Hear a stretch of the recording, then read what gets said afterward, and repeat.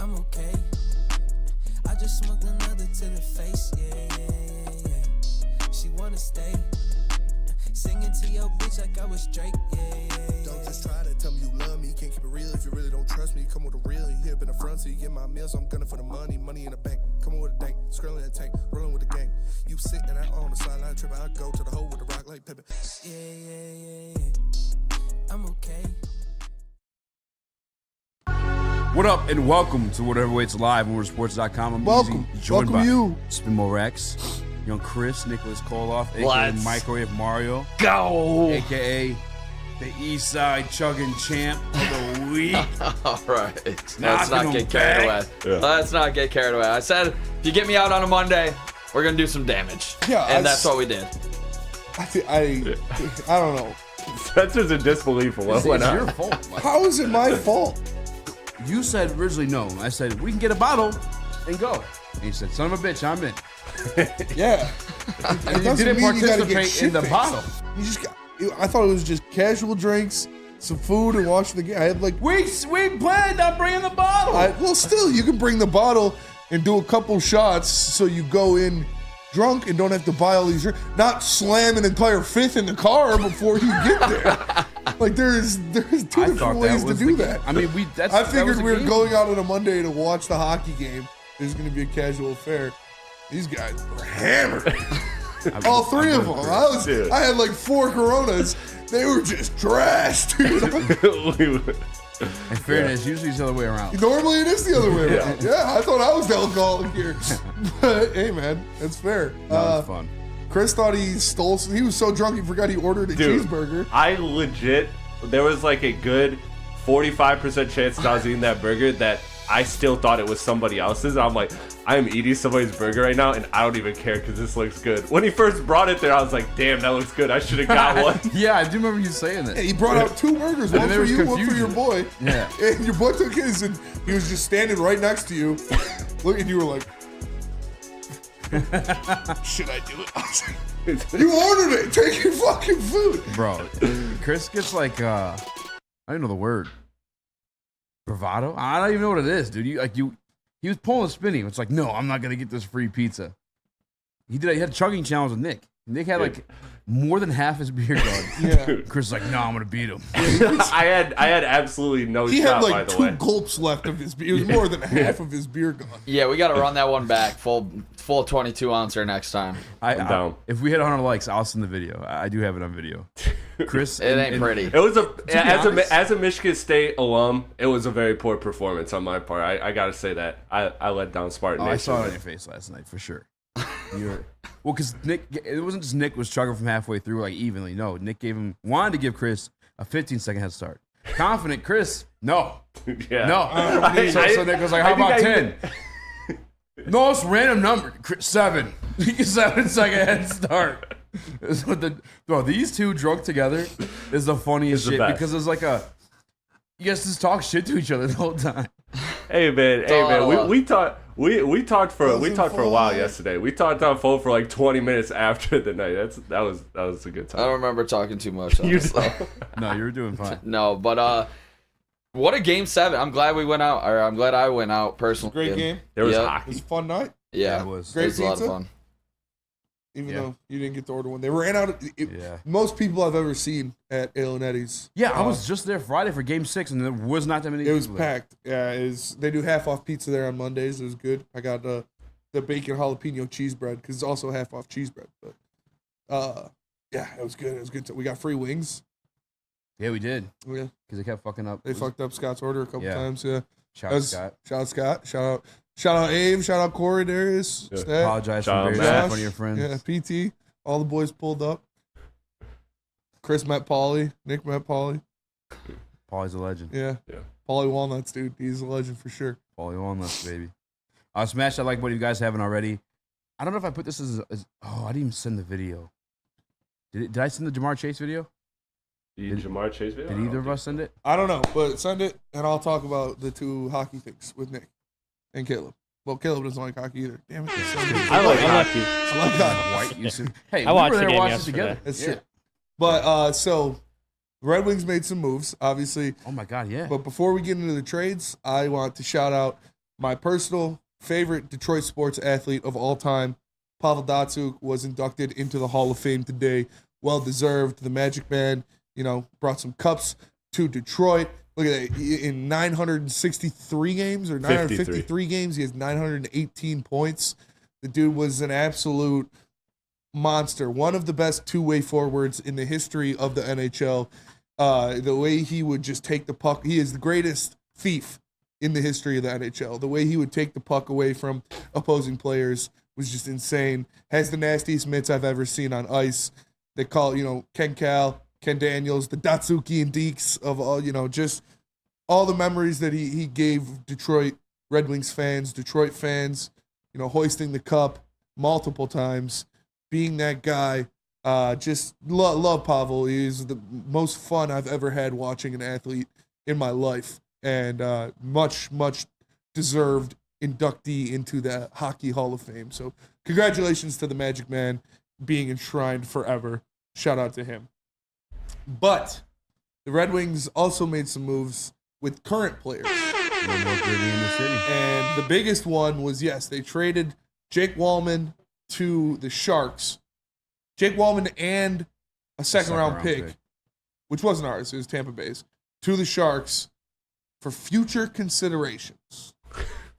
So, we all know cash considerations, one of the greatest players of all time. He's traded all the time. His cousin, future considerations, traded for Jake Wallman. It kind of set Red Wings Twitter ablaze a little bit. Not a lot of people happy about this. Obviously, Jake Wallman, a fan favorite for his late game heroics and his grittying, Gritty in the city, on baby. ice, which is a very cool selly. But this is something Yzerman is doing to open up cap space to bring in a star. It's what it has to be. Whoa. He's going to bring in somebody big. I just need you to trust me. That's all. And it's 1919. Trust the Yzer plan. He wouldn't do this to just not bring in somebody. He's going to spend that money on somebody. Do you think that somebody's on the blue line, Spenmo, or do you think it's a forward? We'll see. I'm Just not sure. gut feeling. I'm not sure. I think it's going to be a forward.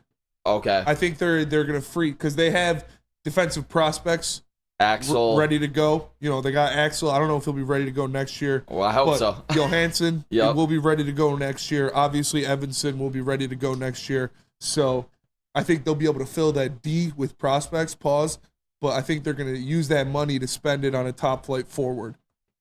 That'd be great to see for this team. This was one of the few quality defensemen you actually had on the roster, so I think this is puzzling. I mean, you're obviously clearing cap space for a reason while you have to pair a second-round pick with it. I am so damn curious to see what Stevie Y is going to do. And do you think this gears up for us to bring back a guy like Patrick Kane? Because obviously I think the first and most important thing is to lock up Seider and Raymond long-term. Yeah, that's my question. That Could is it be by because of far that? the most important thing in this offseason. You need to lock down Raymond and Seider for a long time. Those guys should be, in the winged wheel for at least 8 years each. Like, I want to see long-term contracts for both of those guys. I do think they're brought in some money, maybe to throw at Patrick Kane, maybe to go grab somebody, but we'll see. I liked Wallman personally. I thought he was a great fit, a great pairing with Mo Seider, but Steve Yzerman knows he forgot more about hockey than I'll ever know. So I expect him to make the right decision, and we'll see. Because this is not just a linear thing. They're not just going to get rid of Wallman and then do nothing. So they're opening this up for somebody. Well, I don't know if you guys saw it or not, but Bleach report, I know sometimes they throw spaghetti against the wall. But Draisaitl, Detroit was a landing spot. I would cream my shorts if we got Leon Draisaitl. That would be fucking amazing. So, yeah. $32 million cap space. You got to re-up Leon Draisaitl. Seider. You got to re-up Lucas. Big no-show last night, Leon Big no-show. Draisaitl. He didn't score a goal for 8 games. What are the contracts Still looking one of like the best for players in the NHL. 12 for Seider, right? I don't know if he'll get 12. Probably, I would think a little under 10. Yeah. Under 10. Maybe like 9. I think between 9 to 10 is at most what I think he's going to get. You can get Raymond 8 for 8, 8.2 for 8. I would love that. That'd be great. If you're those guys and you're projected to be what they're projected to be or projecting to be, Yeah. I just don't understand why you sign an 8-year deal That's what you do in hockey, man. That's how hockey works. Yes. Henrik Zetterberg signed a more. 13-year contract at the Red Wings. Yeah, that's a fat one though. Yeah, it's not going to be as fat as these contracts. Well, yeah, because I mean, obviously different time period. But I'm just saying, like, what that was back then compared to like what this is. I feel like 8 is like I could get it with Raymond, right? Because you just saw like the flash, probably in the back half of last year. Superstar. Where Seider, I think everyone's kind of projected him to be a superstar ever since before he won the Calder Cup trophy. On his way to doing that, I just don't know like why you would sign anything long term. I guess it's not maxed out. Because these hockey careers are. This isn't going to be the last contract. No, I know. These guys will play until they're 35, almost 40 years old. I saw Justin saying that he thinks Kane will come in under $4 million, and I just don't see that. Where are you at with that? I don't see that either. Yeah. That would be the hometown discount of all hometown discounts. And he's Because of salary cap, that has nothing to do with the salary cap. I'm saying like they, as a player, you want to maximize your profit, your profitability in the league. Why would you sign such little money with a long-term commitment? I could see him Where maybe. you're projecting to be a superstar, Yeah. worthy of getting much more than that 8 to 9 million. I think like if they come off a contract at 28, 29 years old, then they can re-up for their second. You then get paid 2 massive contracts in their hockey career. That's how I would see it playing out with a guy like Seider and Raymond. But one of these, just a big name that I heard. Would you be interested in Reinhardt at all if they went after him? I would not be mad about that either. I mean, if you can bring in top shelf talent like that, yes. Are they going to be able to keep him on Florida? They go up for a massive contract? Florida has to re-sign like 10 active players right now, and they've only got like $20 million in cap space. Like they are gonna start bleeding talent off of that roster. I heard obviously the Leon Draisaitl, Reinhardt. I've also heard Mitch Marner as a possibility. So if you could bring in a top shelf talent, like those are top 15 guys. I want it. I want it. If you can bring in some of those players to this roster, yeah, you do it immediately. You can get a number 1 line center, move Larkin to the 2. That makes this team so much better. Insanely better. So quick, If you too. grab Draisaitl and you put him as your 1C, and then you got Larkin as your 2C, Bro. that would be 2 like top 10 lines in the NHL. That's insane. And that would make you a favorite to get at least 1 series win in the playoffs. So, yeah, I would do that immediately. Where are you at with this? We saw it last night. Like, even though they lost and Draisaitl, he wasn't scoring, he won after being on like a 7-minute shift to end the game. He won 3 straight faceoffs in the offensive zone to even give them a fucking chance. True. Like that, you need that on your team. He is a big physical sniper, and he wins faceoffs. I would love that. That would be amazing. Obviously, he's a top. You want to get granular, a top 7 player in the NHL. Like I would love that. What are you trading to get him? That's Casper, Danielson, yeah. Oh yeah. Axel. I'd trade anybody. I would trade anybody. Yeah, it's tough. I'm not worried. Like what those guys project to be is not Leon Draisaitl what he is now. 100%. So I would trade anybody. As much as I love Danielson, I love ASP, I love what they're projected to be. Yeah. At their best, none of those guys are probably going to be what Leon Draisaitl is right now. Yeah, we saw a goalie absolutely dominate last night, and that's a real quick question I want to get you guys' take on is we heard Stevie Y talk about how Kosa is still going to remain in a bigger role in Grand Rapids, so he's not going to be ready for next year. Yeah. Where are you at with this goalie situation? Do you have faith in Alex Lyon to be the hot in period stretches that we saw last season, or is he going to, kind of fall back to form and maybe be a second goalie? I don't have faith in Alex Lyon to be a number 1 goalie. I don't. Like he's never done it before. He hasn't proven that he can through the stretch of a season. And Ville Husso's out. His contract's over, right? It's done, or is Reimer's contract? I think he's up? back. Yeah, Husso's back. I think Reimer's was up. Didn't So double check that. if you got Ville Husso and Alex Lyon, you got 2 goalies. You don't have one. Exactly. It's good to have a single stud. So we'll see what they do there. But that's obviously probably the biggest position of need for the Red Wings. Husso's on the last year of his deal. Yeah. So you got Husso, you got Lyon coming back. I'm pretty sure Reimer is done. I don't feel confident with that for this team. No. If we're trying to make it to like an actual playoff run, That like, will- I don't if- have if- faith in those two goalies, to If be we honest. add a piece like we're talking about, those goalies will help. We'll get to the playoffs if we run with those two guys. If we add a top 10 player in the NHL, if not, we're going to be the same thing we were last year. So we'll see. But obviously, they have the two goalies of the future in the prospects pool. I have a lot of faith in both of them. Yep. So like, I already have my Trey Augustine Red Wings jersey on back order. Let's like go. I'm ready to grab. The kid's gonna be a stud. So we'll see.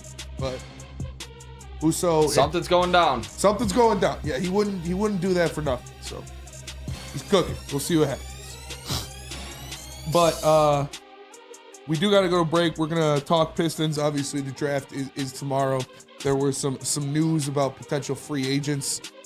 Our boy Zarek from Bully Ball and Pistons Twitter is going to be joining us shortly. But first, let me tell you guys about Planet Fitness. Planet Fitness is the home of the judgment-free zone where anyone, and we mean anyone, can feel comfortable and work on their fitness goals. At Planet Fitness, you will experience a squeaky clean gym that has tons of equipment, a full body workout in 30 minutes, and all memberships include fitness training. You get all that for just $10 a month. No matter where you are, there's a Planet Fitness close by, more than 50 in Metro Detroit, and thousands more throughout the world. Planet Fitness, where your fitness is essential. Love Woodward Sports? Love wearing clothes? Then you should be wearing Woodward Sports clothes. Check out our full line of merch at woodwardsports.com. Just click on shop. We have all your favorite designs, like Dan Campbell kneecaps, Woodward golf, and of course, our own logoed out merchandise. Men, women, infants, kids, all love Woodward Sports. Impress your friends. Impress your boss. Impress your dog. Buy Woodward Sports merch today.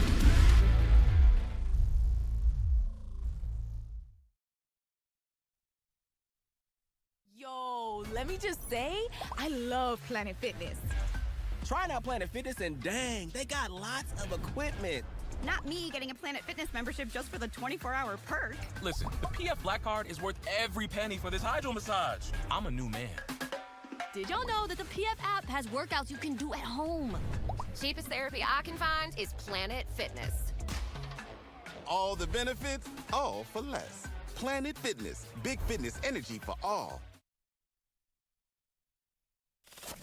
We don't like to brag that we are the toughest sports network in Detroit, but we do have a guy named Darren McCarty on our side. Woodward Sports.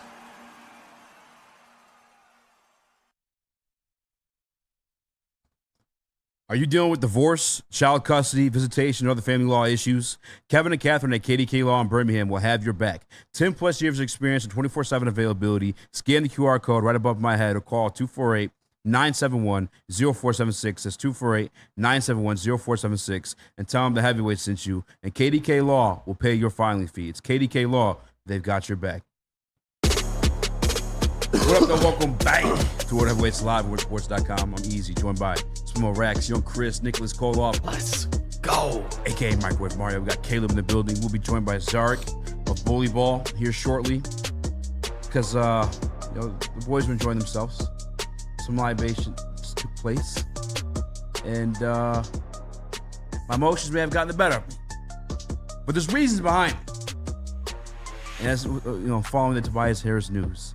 Now, I can jump into that now, or I can say it when Zarek's here to defend the matter, because a lot of Pistons Twitter, as always, the 12-year-olds, 10-year-olds that take part, disagree with old Unky Easy. Unky Easy sitting back, drinking his whiskey, yelling at the kids, as always. But also, as always, Unky Easy was right. So listen to the others. I guess we kind of talk about it a little bit. I just want to be able to explain myself. Win, you lose. So I know Zarek is going to be he's going to be the representation of that faction, that side of Pistons Twitter. Well, I guess where were you at last night when you heard the? I was not happy. I mean, and I don't understand if that is the route they choose to go, because Trajan Langdon came out and said they're not going to do that. They're going to be taking in contracts, absorbing cap space, and getting assets. That is what he just told us in his press conference. So if they go out and they sign Tobias Harris, it doesn't make sense to me. I think Tobias Harris has seen, or his better years are behind him. Yeah. I don't think he is an impact player in the NBA, and I think he is going to require impact player money, especially to come to Detroit, where he doesn't have a chance of winning a ring anytime soon. So I don't want to overpay for somebody I don't see making too much of a difference. Obviously, he'd be better than a lot of guys we have on this team, but absolutely. Do you talk about not fitting the timeline? Not fitting the timeline. That is just it would not make sense to me. Yeah. Maybe if you sign him just to trade him at the deadline to a contender, if that's the goal, maybe then that could make sense to me. But what's the deal look like? That's my question. Before I can remove this anger behind it, only because that is what we're told in the press conference. The other piece of it for me too is just like I want to build this thing the right way. And we just watched the Boston Celtics do it, win the championship. We've seen OKC go on this like tremendous like stretch. Well, not stretch, but just like reshaping the organization like time and time over again. And I think one thing that's been common between the two of those organizations, and I wanted to say this when Czar was here, but it's been the draft picks. Whether you're cashing them in and making like great selections with them, like Jason Tatum, you're trading back and getting more to even do that too, or if you're just cashing that in to go get another guy, the same way OKC made the trade for Shea. Yeah. But draft picks are always involved.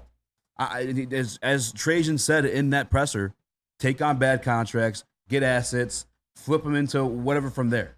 Mm-hmm. And by the way, too, this is Detroit. I love Detroit. I love the city. I love my Pistons. This is not a destination spot for free agents. So you are going to have to overpay Tobias Harris to come here. It's not a destination spot for just until you get here and you fall in love with it yourself. Let's face it, we know what it is outside of Detroit. The way people like look at us, you have to get these guys in trades. For basketball, not a chance anybody wants to come here to play for the Pistons. We've been a laughingstock of the NBA for the past 6 years at least. That baby in a foul. Nobody in their right mind who is in the NBA would willingly go to the Pistons unless they're getting paid handsomely to do so. And we talked about the Tobias Harris thing. You know, obviously he's got the Tellum connection. Obviously he's been here before. Yes. And we'll see, man. I just don't see how much does Tobias Harris really improve this team? Well, that's like where I want to get into because like basketball-wise, it makes sense. Like this is the Keegan Murray pick I want, just in a guy that's already proven in the NBA. Yes. You get a guy that stands like 6'7", 6'8", can shoot the 3 ball, stretch the floor out at the 4 position. Although I think he's lost his he already wasn't like the most athletic guy. He was never like great at defensively. He was kind of like Keegan Murray. Yeah. He really was. Like this is that. So the fit makes sense.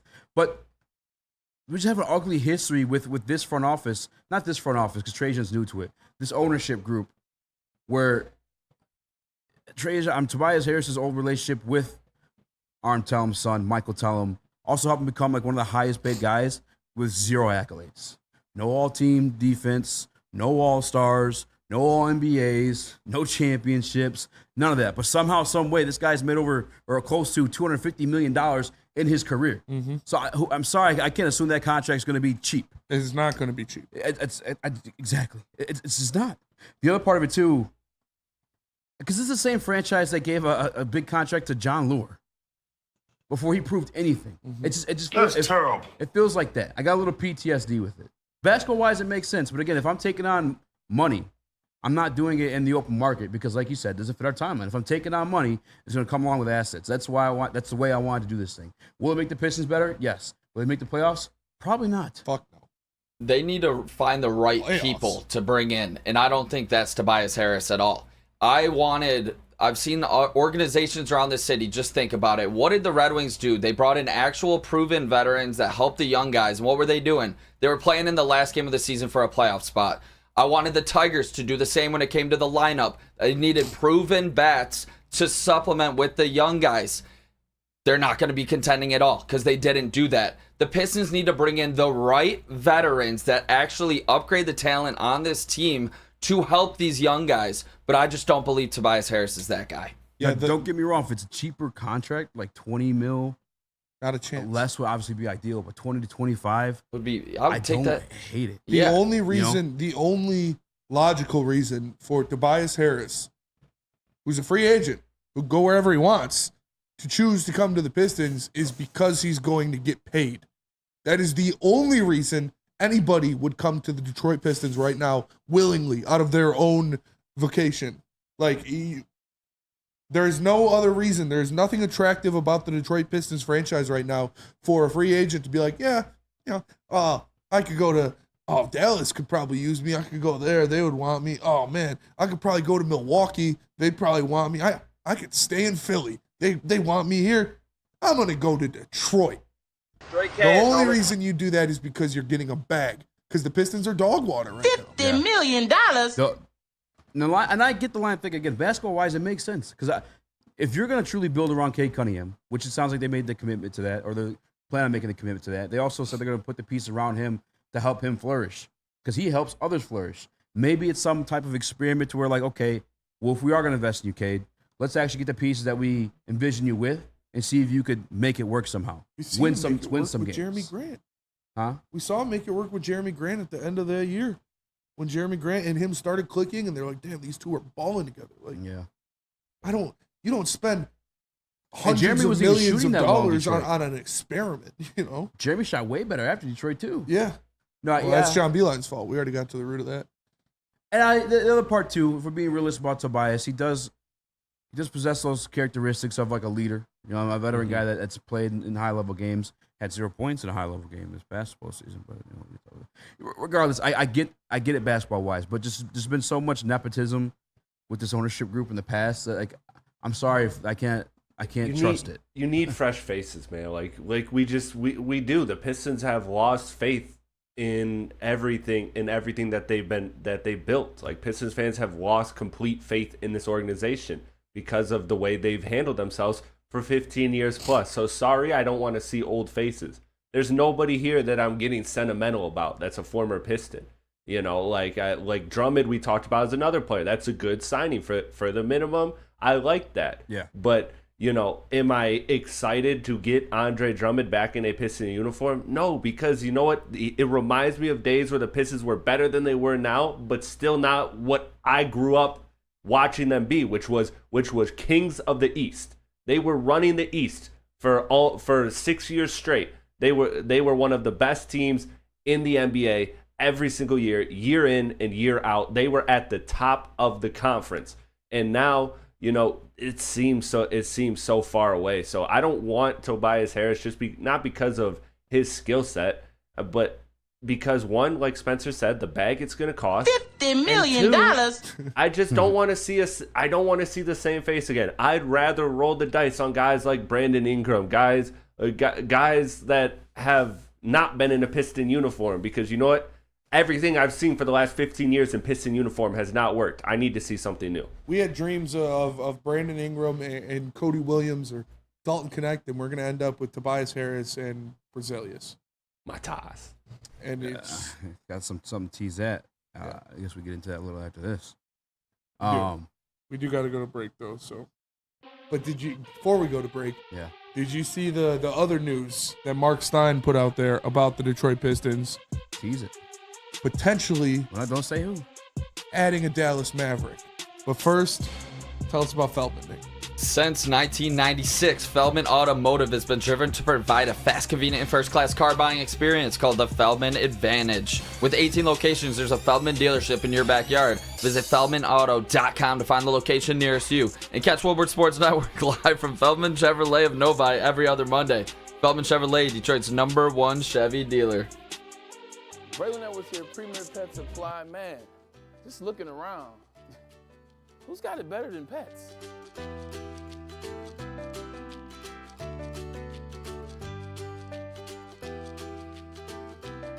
Come on, a baby stroller for Coda?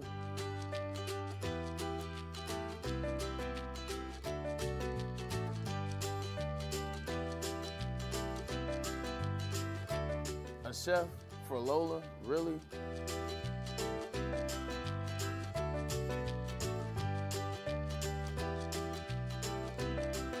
You don't have to tell me who the real boss here is. Who's got it better than pets? Nobody, especially here at Premier Pet Supply. For over 30 years and more than 13 locations, Premier Pet Supply has everything that your pet can dream of, and guess what? It's all under one roof. Premier Pet Supply, family owned, operated, and proud to call Metro Detroit home. Check out premierpetsupply.com or scan the QR code today. Who's got it better than pets? Nobody! Congratulations to the real Coach of the Year, Motor City Dan Campbell. Just put your head down and go to work. It's about to be fun, man. It's about to be fun. Woodward Sports.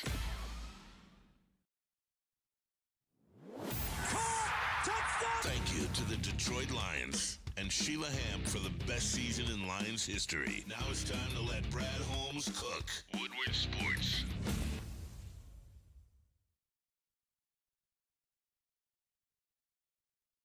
Every single morning when you wake up, if you're not putting on Wake Up Woodward, you are doing it wrong. Make sure you check it out 8 to 10 a.m. live on Woodward Sports Network. It's the best morning show in the city. When you wake up with Woodward, 8 o'clock every morning. By the way, I'm sure we'll open the phone line at some point during the show, during the week. You guys want to call in about the Tobias stuff. But your side will be heard when Zarek gets here. He's stuck in traffic right now. There's an accident. Him and Tom Gores ran into something. Whatever it may be. But he will be here to side for Tobias Harris. Again, basketball-wise, I want to see this built the right way. This kind of feels like the Jeremy Grant experiment. And did we not all just kind of like mock that? Like instead of taking on the bad contracts and getting assets, Troy Weaver I'm talking about, just went and paid for Jeremy Grant. I guess the one thing different is you got Cade. I'll give him that. Either way, we might get some new pieces. Might get some new pieces. Some new old pieces. New old pieces. And guys that have Michigan ties. This was reported from Mark Stein, obviously a very credible NBA reporter for ESPN. He said, Detroit has emerged as a potential landing destination for Dallas's Tim Hardaway Jr. League sources tell the Stein line, which is his Twitter.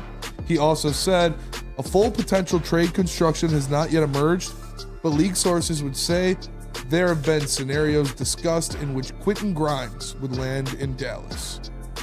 So would you like to see the Pistons move Quentin Grimes, a guy that they obviously traded for at the deadline from New York, or a guy that got in their shipment of Bogey and Alec Burks to New York, for Tim Hardaway Jr. and probably some picks? No, it's weird because we're in the same situation where like the timeline doesn't fit. But I think Grimes is a piece that does fit. And because he hasn't really like proven too much this far, I feel like you could lock him up for pretty long for fairly cheap. Am I tripping? Am I? Do I sound crazy? In one sentiment, I'm saying we're not the timeline to win games, but I like this kid. I like Grimes. And I know we didn't get to see him fully because of the injury, but no, I'd rather if I'm making trades, if I'm taking on money, if I'm taking on contracts or expiring deals, I want picks in exchange. When I saw it, and I didn't see the Grimes stuff, when I saw it, I immediately thought of Stu. And maybe you could squeeze that first round out of him in exchange for Stu. Quentin Grimes is going into the last year of his contract, which is a club option that is about $4.2 million. That's nothing in today's NBA. Tim Hardaway Jr. is also going into the last year of his contract, which is not a club option. It's just the last year of his contract, which is a $16 million. So that is why Dallas is trying to move on from him. Dallas is trying to get rid of that money, free up some money, and get a guy in Quentin Grimes in return who is a shooter. You got to throw some picks in there, too, if you're doing this deal. If you're Detroit, you need Dallas to throw something else in there. But does that mean, like some seconds or a late first? A late first. Yeah, I agree. Because they're definitely in the late first conversation. They were just in the finals. Yes. So you guys think we get a first and Tim Hardaway? For Quentin Grimes. Yeah. I don't think you get that in Quentin Grimes. Yeah, I don't think so either. The guy hasn't been durable, and I like him. That's the perfect type of guy you keep right now if you're the Pistons. That's a guy that in theory can play next to Cade Cunningham, and on top of that you could re-sign him for cheap. Even if he has a good year this year, he has a medical history and then just one good season. So I think that's the type of gamble you take when you're a young team. And also trading Quentin Grimes, which was the main asset you traded for Bogdanovic, a year ago you should have just fucking traded for Tim Hardaway in the pick when that was offered. Oh, I forgot about that. Like, what are we doing here? What was the point of all this? If you end up trading Grimes in that conversation, then you really just flipped Bogdan Bogdanovic for Tim Hardaway without a pick. Well, you got to think that was not previous decision. regime. That's previous regime. I get that, but so we'll see. It's asset evaluation. That is asset evaluation, and that was what Troy Weaver lacked. He did not get assets back. Like he got rid of guys, but he didn't get anything back from them. And the guys that he got back for the assets, now you're trying to move out for more assets. Like it's a revolving door, and Trajan Langdon has a lot of cleanup to do. So I'm gonna trust him. I mean, I am. Well, what else can I do? The thing is, if he makes this move and he gets something in return other than just Tim Hardaway Jr., I'll be fine with it. Because what did Quentin Grimes do for you last year? Played in like 5 games for the Pistons and then got hurt. So, oh well. I liked you. I liked him in New York. I was really happy when they traded for him. But what have you done for me, buddy? I'm sorry. You gotta be ready to play. I need you on the court. If you're going to be a part of this team, if I'm going to hold on to you for anything, I need you to play basketball. And if you're not playing basketball, goodbye. I said good day, sir. I said good day, sir. I said good day, sir. No, I don't see that. I don't see a world in which the Pistons get a first round pick back for Quentin Grimes in this trade. I think seconds, especially because Dallas only has like one more first round pick they could trade. They've shifted out a lot acquiring Kyrie, and so they're pretty and another trade with New York. So they got picks tied up. They don't really have much flexibility to trade draft picks in these upcoming years. So for them, I don't see them making a move with a first round pick, one of their few assets left, unless they believe it's a championship move. And I just don't think they do that for a guy like Quentin Grimes. They look at it as your problem for my problem. And and I think that's something, if I'm the Pistons, I'm staying away from. I wouldn't care to take on Tim Hardaway for the cost of Quentin Grimes. I would take him on because I think he could be a good rotation player for this team. Mm-hmm. He's not going to be Joe Harris where he doesn't play. So are you re-signing him to a contract? I'm not re-signing him, but I'd take him for the year even if it got me a couple seconds. I'd use some cap space. For Quentin Grimes? Sorry. I was talking about for Tim Hardaway. Quentin Grimes, I want to believe in that guy. I'm giving him this year and evaluating him, and I want to lock him up long term because I think him and Fontecchio are 2 very good players that fit next to Cade. And I'm sorry, I'm a big believer in Quentin Grimes, man. Like the way I watched him play defense against Jimmy Butler, one of the best perimeter players in the league. That's a guy that has that dog, that has that tenacity, that has that culture you want Detroit to have. Detroit was founded on good defense. All of their championships. Can I be honest real quick, too? I want to keep him. But can he shoot Quentin the Grimes three? Shoots the three, yes. Yeah, 37% clip on 4 attempts per game. And he plays defense. That's a guy he's young enough to he can show you some growth. And you re-sign him for way cheaper, and you're not going to – this is a salary dump move. I don't imagine you're locking up Tim Hardaway Jr. at, 32 now? No, you're not. You're probably not re-signing. You'd probably buy out Tim Hardaway Jr. I'm not giving up Quentin Grimes for a salary dump. The only way I'm making this exchange, again, I don't think taking on assets. There's no way it's just a 1-for-1. It's 1 for. I don't think you're a first. There's no pick. way it would just be Quentin Grimes for Tim Hardaway Jr. straight up. You'd be receiving more in it. It would be second-round picks because Dallas has a couple of second-round picks to trade. Well, it'd have to be 8 second-round picks. I guess looking back at those finals, it wouldn't be that, unfortunately. What position do you think they could use the most help at? Talking about the Mavericks, because I think it's Stu personally. I think Stu's how you could work this into a first-round pick. Stu would be great Yeah. for the Mavericks. Yeah, he would be awesome. Right? And But I'm not trying to shit. he'd I'm be a Mark better Stein. Obviously, Kleba. he's plugged in. And to be fair, Tom Gore's made the decision on a whim on the 24-hour Well, no, they do. notice. They need shooting more than anything else. Dallas Mavericks need outside shooting more than anything else. We're shooting last year. Yeah, but I think they're comfortable with their bigs, with PJ Washington and Lively and Gafford. If they need threes. Well, Lively ain't stretching the floor for you. Yeah, that's what I'm saying. They don't need shooting there. They need shooting at 2 and 3. Guys that can come in place of That's if what Luka Tim Hardaway needs a Jr. breather. is. They did try to go small with Tim Kleba a Hardaway few Jr. times, can't so play. Stewart could replace the Kleba minutes. That's probably what you would be thinking Kleba if fucking you're Dallas. sucks. But I think Dallas needs more than anything. I think they need more shot creation besides Luka and Kyrie, and I know What? that's crazy to say because It of is how good crazy they to are. say. But when you face a team as good as Boston, that took away what Luka and Kyrie, like they desperately needed a third person that could do anything by themselves. I think it's Stu. And again, I'm not trying to shit on Mark Stein. And I mean, he was wrong last time he had Pistons. I was going to say, yeah. Thanks for letting me say it, Chris. I'm just kidding. I'm fucking with you. No, but yeah, but to be fair to us, though, Tom Gores, we obviously joked around about that, how, like, I'm not going to do what Spinney did. But, that move was kind of made on a whim.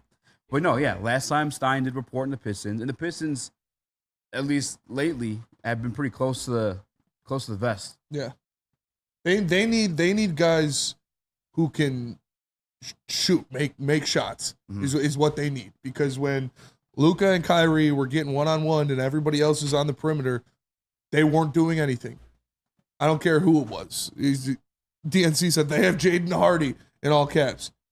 What did Jaden Hardy do? He had one good game, for sure. But like they need guys who can consistently knock down shots from the outside because it was Luka and Kyrie going 2-on-5 in the offensive zone.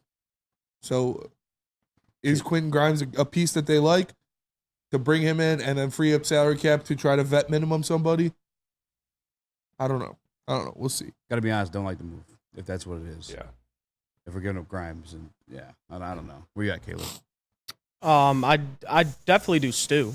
If it was Stu for Hardaway and a late first, is that what we're talking about? I would definitely do that.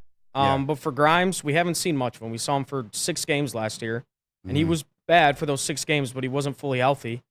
I would like to see a full season of Grimes and see how he complements Cade and Ivy if he's still here.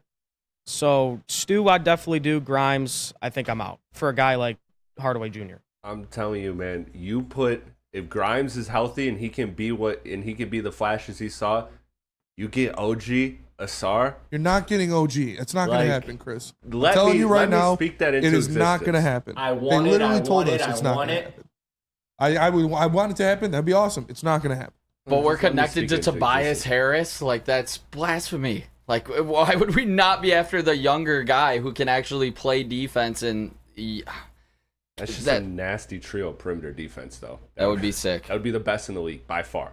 That would be better than Boston's defense perimeter-wise. Those 3 guys. Who? OG, Grimes, and Asar. OG Bobby Johnson. It could happen. I mean, OG Bobby Johnson. It's not going to happen. There is no chance. That's in the hell other thing, too, OG Tobias Anunoby plays for the Pistons next year. because we already saw OG, and I'm guaranteed he's going to get more than the 35 that was speculated. The Knicks are going to pay him. Unless somebody else pays him. Pay him more. It's past the date where they have no longer have control. Yeah, I of know, where he but they're goes. still going to pay him. They didn't give up all that just to have him for. They were lowballing him. You might 10 feel games. disrespected in New York. Grab him. Keep Grimes. It's not going to happen. If you're going to bro. spend money, that's so what you're gonna They're have. not going to spend money. Trade Ivy and Duran and Vi for Cats. Yeah, and bring the ghost of Bill Russell to come in here and play too. Like, what the fuck are we doing here? If they're not going to sign OG Anunoby, Say, if it's you're not going to spend happen. money, that's going to they're out to go. How much difference? Yeah, I'd like to bring Michael Jordan out of retirement. OG and Anunoby zap him and with the Tobias back Harris. to your prime, Ray. In your guys' opinion, how big is the contract difference between OG Anunoby and Tobias Harris? It's probably twice as much. Yeah. OG Anunoby is going to get a max deal. Tobias Harris is not going to get a max deal. I need the max win. I need the max win. Wait, what's that, Caleb? If OG gets 47 around there, yeah, Tobias gets what? 33? 32, yeah, That's something not, like that's that. too much, too, bro. Too much for that's what. If You're already looking at half the fucking salary cap you have available. If I know if Tobias is going to come here, which I don't want him here, I'm excited to see what Zreek says because I don't want him here. I want to hear what everybody has to say about it. But if he's coming here to Detroit, like Spenny said, we're going to have to overpay him because we suck, and there's no reason he should want to come here. It's true. Well, we got our guy Zarek coming here. on, and That's right when you said his name, he popped up like fucking and you Beetlejuice. say his name and he shall appear. But first, I don't want to hear this Tobias Harris shit anymore. I promise we're gonna talk to Zarek about it for sure. But first, let me tell you guys about Guardian Alarm. Guardian Alarm will offer you customized solutions from real experts.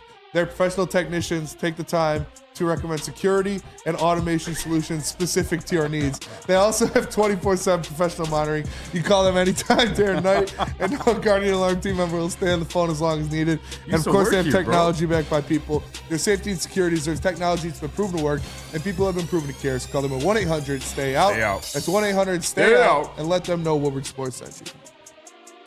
Walk into any Lady Jane's Haircuts for Men for an award-winning haircut experience from one of our talented stylists. Enjoy a precision haircut, hot lather neck shave, scalp and neck massage, and a hot towel treatment to top it off.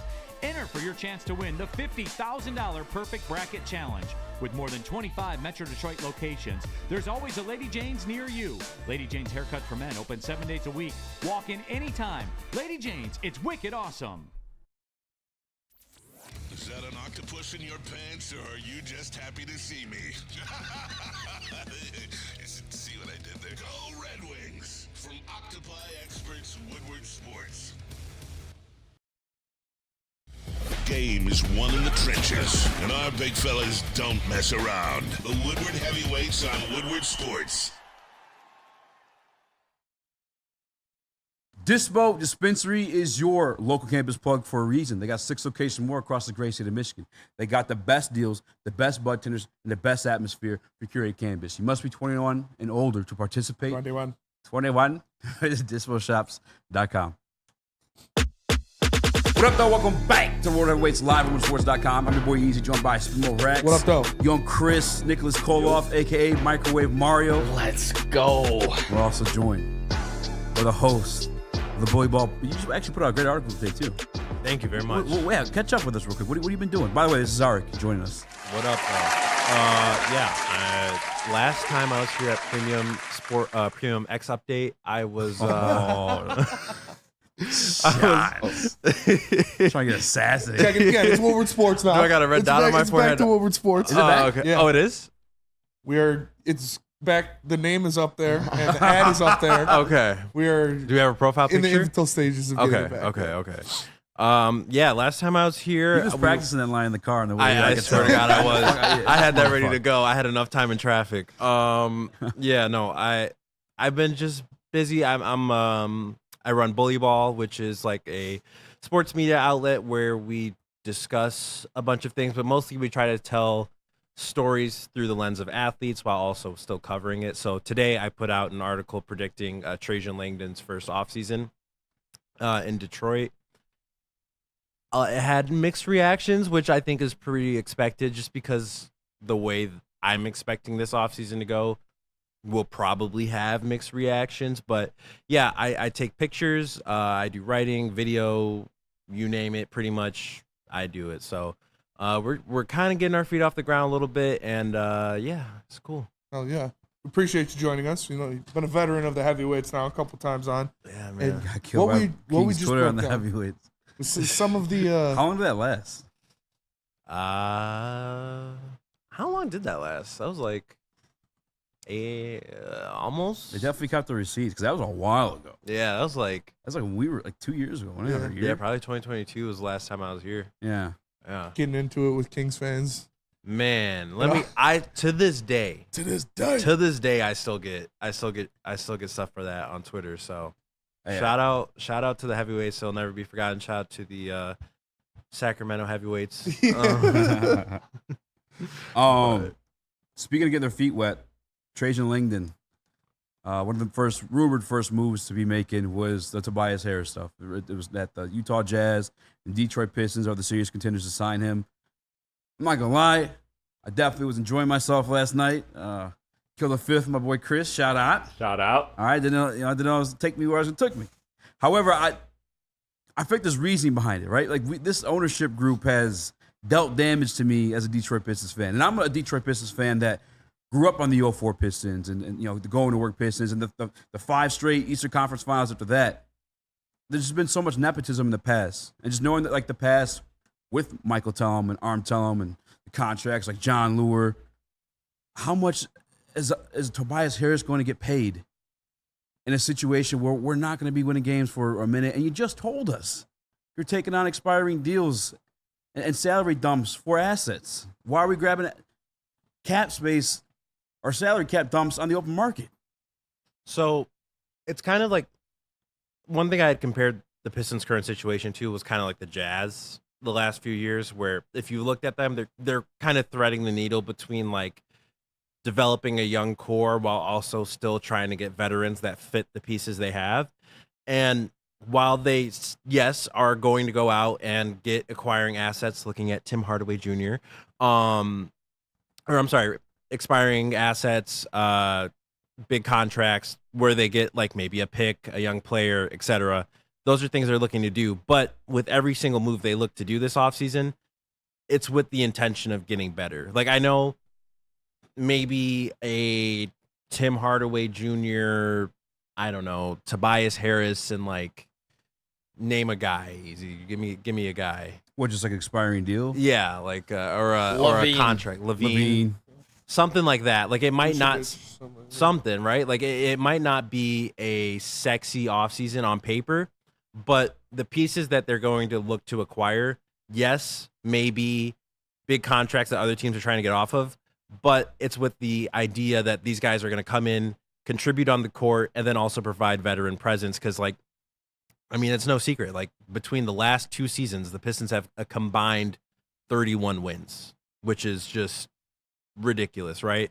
So they're looking to get better, but they have to start somewhere. And I know you and I kind of, we didn't get into it, you know. No, we I saved it for here. Yeah. I think what you're stuck on, and I don't blame you. And like, that's the thing. I don't really blame any Pistons fan that initially does feel upset about how things might go this offseason, just because of how things have gone, right? Like I said, 31 wins in the last 2 seasons. Like, that's unacceptable. However, I think if you look at things as a step-by-step process versus the bigger picture, it'll make a lot more sense. Like, you mentioned Houston last night on Twitter. Houston was a team that I think you brought them up. Or they signed veteran pieces. Yeah. But I just said they had correlating pieces in place already, like guys that kind of fit. Like who? And like, well, I think Green fits nice. Obviously, they finally got their point guard in Thompson, right? Yeah. You have Sengun who can stretch the floor for you. Obviously, Jabari Smith. They're hoping that thing works out as it goes along. Yeah. Those pieces were already in line and looking like somewhat promising for damn sure better than what the Pistons had. It made sense to sprinkle in some veteran pieces there. I'm looking back at situations like and I don't know if it was on the same podcast with you, but I'm listening to people kind of going at Troy Weaver for making a Jeremy Grant signing instead of taking on those assets. Taking on expiring deals along with assets and building the right way. I mean, you're looking at teams. I brought it up before you came here, but you look at OKC, who's kind of transformed the organization time and time over again through draft picks, right? Acquiring assets, and whether you're drafting players with that or using those assets to go and get a Shai Gilgeous-Alexander, you're using those draft picks to build your team from it. The Boston Celtics, similar situation too. Just shit ton of draft picks, like do it that way. But then how are we, I guess, mocking Troy for going and making that signing for Jeremy Grant? But now here we are in the same situation, restart, and now we're like, yeah, let's bring in Tobias.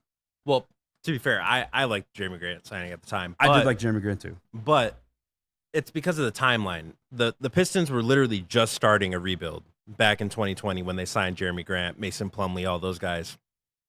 They were literally just starting a rebuild, and they still had guys like Blake Griffin on their team, guys like Derrick Rose on their team, where it was kind of a mix of just a bunch of random things.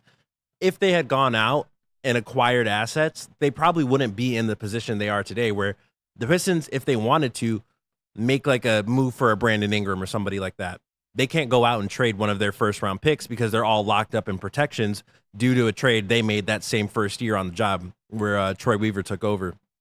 So right now, you kind of have to start from ground zero, but at the same time, you have to get better. And Tobias Harris is a piece that helps you get better.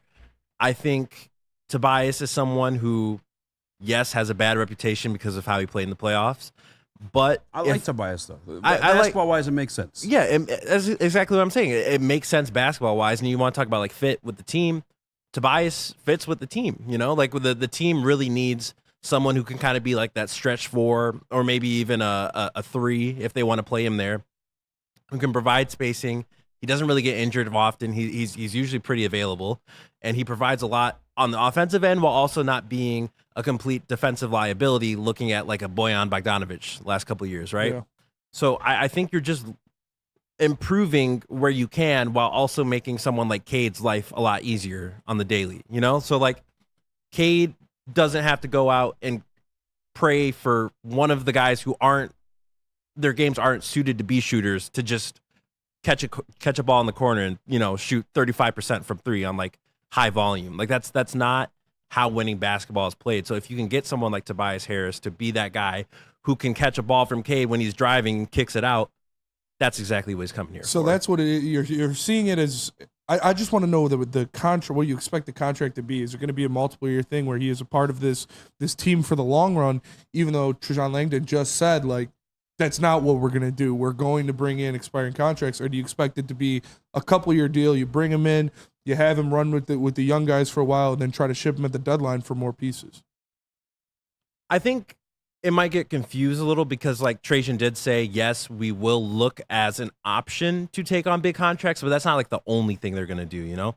And as far as like his contract number, on the article I had put out today, bullyball.net, I had put it as a 3-year deal, $90 million total, which would leave it at $30 million annually. Yeah. However, I have it as a team option for the last year because I really do see this basically as the exact same signing Houston made last year where they went out and gave Fred VanVleet a 3-year deal with a team option for the last year. Fred VanVleet, though, NBA champion. Like I like Tobias, and again, I think the fit makes sense basketball-wise, but like my man's almost coming up on like $250 million. Yeah. No all-team defense, no all-NBA, no all-stars, no championships, 0 points in a playoff game last year. Like, and I get he has leadership. I look at it as if they bring him in as an experiment to see, okay, if we're truly going to commit to Cade, let's give him the pieces that we envision him with, like that stretch 4 and stuff like that. We'll see if he's able to deliver on that end to make the investment fully on him because now it's being teeter-tottered around, and I don't believe it's happening in the organization. Or maybe it is because they have to evaluate everything at this point, right? But like some people are talking about moving on from Cade. Some people are talking about moving on from Ivy. Like you got to. I look at it as that, but at $30 million, that's an expensive fucking experiment. It is, but Tobias isn't really much of an experiment. You know, like for what he is, you know what you're getting from him, right? Well, I know that, but like, I think the experiment's like, okay, they want to make sure he's worthy of investing like these type of pieces in. I mean, you got to start by giving him NBA players, and Tobias is an NBA player. So if you go out and you get a Tobias Harris, it's just taking pressure off of Cade. That's really all. Like that's all it is. Whatever they do this offseason will be catered around their franchise player, who is Cade Cunningham, who will be getting that extension, by the way. Yes. So anything they do this offseason, whether it be acquiring a big contract like a Tim Hardaway Jr., who is someone I know that Cade has looked forward to playing with since, like, I think his rookie year, that's kind of been known. Guys who can shoot, guys who can take pressure off him offensively, and then whatever else they do is around the margins also fits the identity of the team. So it's really just kind of building an identity right now is what they're doing. And again, like I said, like it's not going to look sexy on paper, right? Like they're not going to go and get like a Brandon Ingram, a Paul George, one of those guys.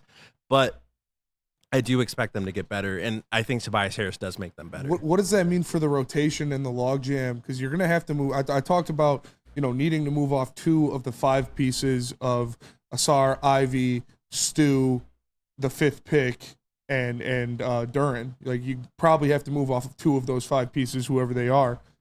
If you bring in Tobias, then you have Asar and Stewart and Tobias all in that logjam for 4 wing, the 4 position, the wing minutes.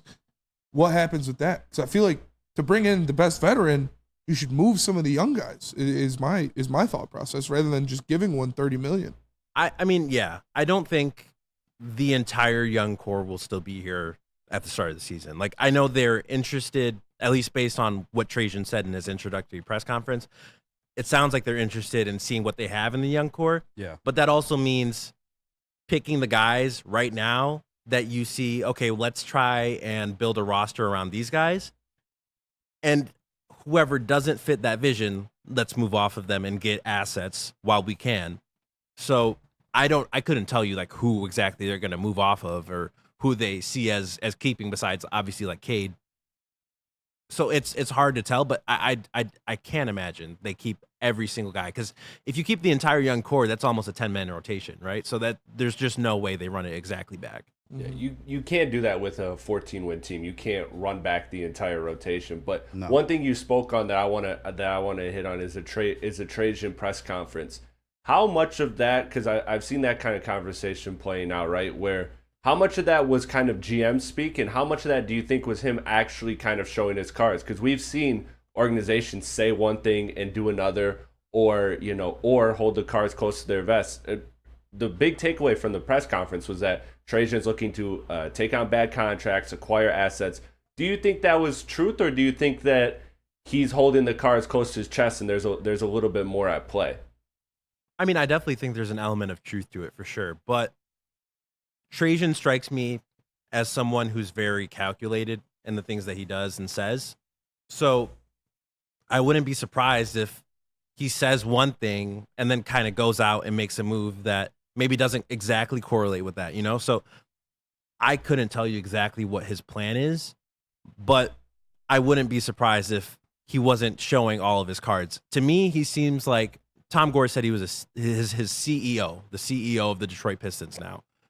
A CEO isn't going to tell you exactly every single thing he's planning on doing with his business, because that's just not a successful business strategy, right? Like, you have to keep certain things close to the deck or close to your chest. And I think that's kind of what's happening here. Like, you even look at someone like Tim Hardaway Jr., if they do end up, making this trade. Yes, he is I wouldn't even say he's really a large contract. It's like $16 million. 16 million, It's really not that large, but you're taking on a contract that Dallas doesn't really want.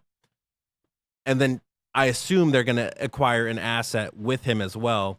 Sure, that aligns with, yes, we're going to acquire big contracts, but that might just be the extent of acquiring big contracts, So they could just look to free agency for the rest of their improvement, or they could look to make moves that include a young guy and getting better. So it's kind of hard to tell. And that is what, Mark Stein put out there was Tim Hardaway Jr. to the Pistons, potentially Quentin Grimes going to Dallas in that move. And that's what I felt you're not just giving up Quentin Grimes just for Tim Hardaway Jr. straight up. You're going to be receiving something back in compensation for that.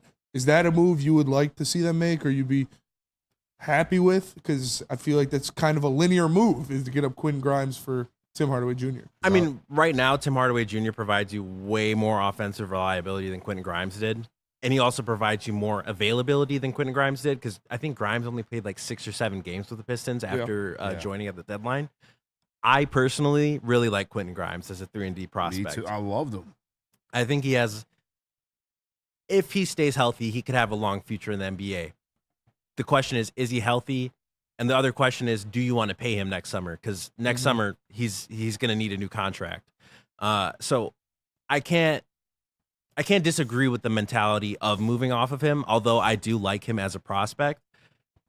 I don't think it's as linear. If it was like Alec Burks for Tim Hardaway, then I'd say, yeah, it's linear. Yeah. But when it's Quentin Grimes, who really wasn't available for a lot of games, and then when he was, his shot was not falling at all outside of like that one New York game. Yeah. I would say it's actually an improvement. And then you're also acquiring assets to improve at that position. I also just see, like, if we, we've had all of these grand delusions of Brandon Ingram and all these other players that could potentially, and if we bring in Tobias Harris and Tim Hardaway Jr., that's just Bojan Bogdanovic and Alec Burks in different jerseys. Bojan and Burks from Gucci is what I say. Like 3-4 more wins. But the difference between Bojan and Burks and Tobias and Tim Hardaway might not be like huge, right? But Tobias is someone who is going to be available, and with Bojan in both seasons he played, availability was like a huge issue, because there's no secret, right? Like, he's like 34, 35 right now, and like his calves are dust, right? Like, that's just they're not there anymore. So if you have someone like Tobias who's consistently giving you that offensive production while also being able to help out on defense, that's still an improvement. Is it like leaps and bounds better? No, but also you have to consider, like, okay, you have Tobias, you have Tim Hardaway, and whatever else they do in this offseason. You're going to put that in a new offensive system with a coach who might not start Killian Hayes for half of a season, right? Over an actual NBA player. Because I really do think coaching does play a factor. Do I think changing a coach without changing a roster is going to change anything? No, not really. But if you make moves that make basketball sense, because that's really all it has to be this offseason. Make moves that make basketball sense, that fit your main player, Cade Cunningham. If you make moves that fit his play style. Not drafting Jaden Ivey? All right, like, okay, I know we've gone over this for a couple years. I'm not ready to say for certain whether him and Cade fit, because, like, I mean, you know, we all know what happened this last season, right? Like, where a lot of things were going on where Ivy was in the rotation and then not really in the rotation, and then they would stagger their minutes, but then they wouldn't stagger their minutes, and it was just the whole thing. I would like to see what comes out of this season if they do choose to hang on to Jaden Ivey. If it still looks shaky, I'll give you your flowers. I'll give you. But it looks shaky as now. We're agreeing to that part at least. Yeah, it looks shaky right now, but I wouldn't completely write it off either. You know, like I don't think they've really had a fair shake at things, because Ivy now will have his third coach in 3 seasons. Cade's gonna have his third coach in 4 seasons. Technically, 3 seasons played. Mm-hmm. You can't really build chemistry and you can't really build a system when there's constant things changing in how you play. Mm-hmm. So I think you really have to see. But if you have to stagger them to make it work, is that really a fit? I mean, yeah, because if you have not someone on the like court together, you know, being effective at the same time. If you have Kyrie and Luka in the playoffs, I'm not saying they're Kyrie and Luka, but you know what I'm saying. Like you have to stagger those minutes. If you have 2 dominant guards, you can't just take both out at the same time, because you need one in at. So I wouldn't call it a fit. If you're staggering them, if you take them off the floor to alleviate the other one. Well, you always stagger your best players. Yeah, that's just, that has nothing to do with Tatum and Brown. Don't stagger. They play well together.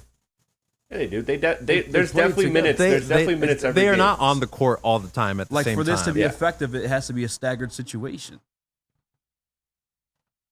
I think that's applicable to, like, anything, though, because, like, like you said, Tatum and Brown, like, Tatum and Brown are not always on the court at the same time. I'm on your side with this, like, but they're not staggering in the same sense. Like, this would have to be like, yeah, you may have like, hey, take over for a minute. He needs a break, but they still work on the floor together in a winning. A majority of their minutes is on the court at the same time. Yeah, it's not. They're not staggering the same way. It's crazy. They should play together. Don't get me wrong. They should play together. But I also think if one's off the court, you probably do need one on the court at the same time, because those are your 2 best guards. So if you have one of your best guards on the court most of the time, you're doing pretty good.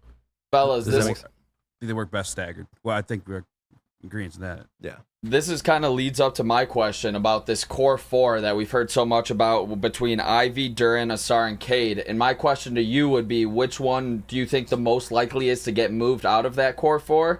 And which one would you personally move off of if you're getting a positive NBA starter in return? Nick's got his finger crossed for one name.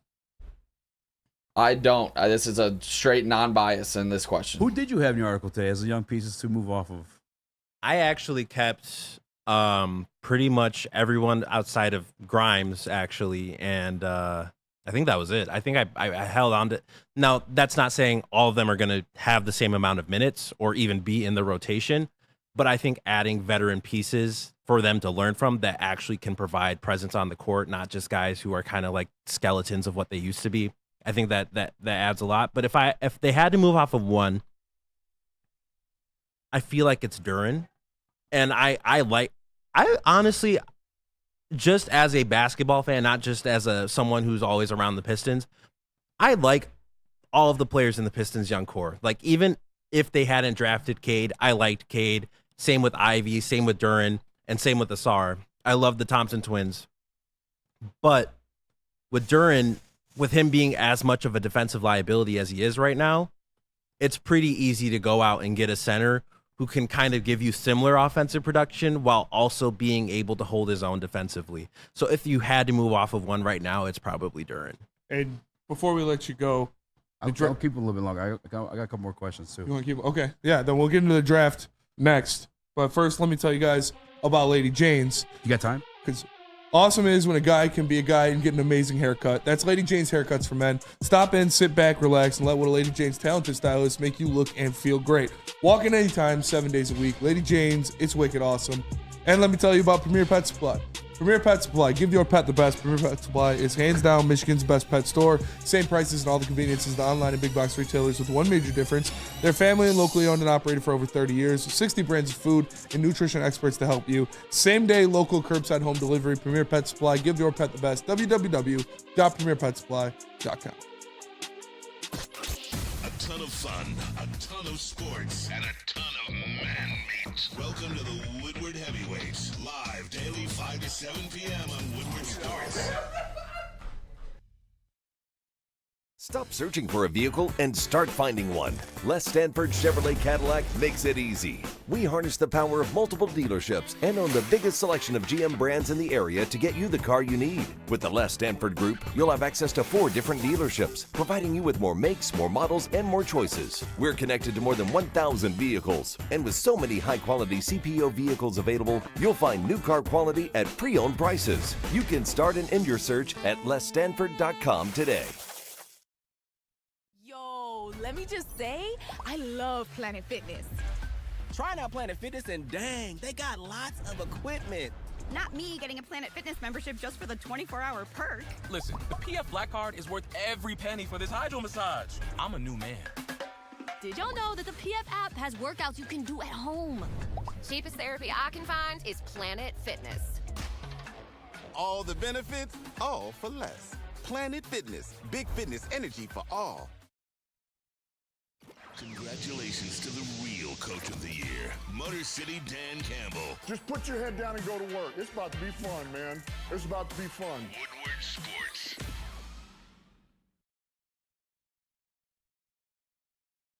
Grab your celebrities and grab your golf gear and get on down to the Randy Wise Celebrity Golf Tour and join the likes of Braylon Edwards, Ryan Marty, Jim Harbaugh, and the Tim McCollum of the Woodward Sports Sales Department. It's the Randy Wise Celebrity Golf Tour. Scan the QR code above my noggin and enter. And let me tell you about Soroki's. Soroki's Crispy Chicken and Pizza is taking over Michigan, and their Nashville Hot is now back. They got the tenders, the sandwich, and the new Nashville Hot Pizza, and you can't forget those loaded fries. Soroki's Crispy Chicken and Pizza. Go to Sorokis.com and find a location near you. All right, welcome back to Woodward Heavyweights. Easy, Spin More Racks, Young Chris, Microwave Mario, Zarek in the building of Bully Ball. We're just kind of making peace, clearing the air a little bit. Do you see where I'm coming from on the Tobias Harris stuff? No, that's the thing. I totally understand. Like anyone, because pretty much everything that I've heard and that I've been seeing reported about this team and people reacting to, I understand why you wouldn't like it or why you wouldn't want that to happen. But I'm just saying, like, take a step back first and like. No, I get the basketball part of it. Yeah, I never like I've. I totally get what you're saying. He is. I said it before you came here. The Keegan Murray pick that I wanted. Like he is the guy's, 6'7", stay in the quarter, knock down some threes, stretch the floor, all that stuff like that. Yeah. But I just think we should be in a mode to be acquiring touch And I guess I want to touch on that. Do you agree to that being a philosophy of building something successful, especially going off of like this Boston Celtics run? I know they just now finally cashed in the championship, but they've been there in the dance for, I feel like ever since Tatum and Brown got their feet under them. And no, they aren't staggered, Chris.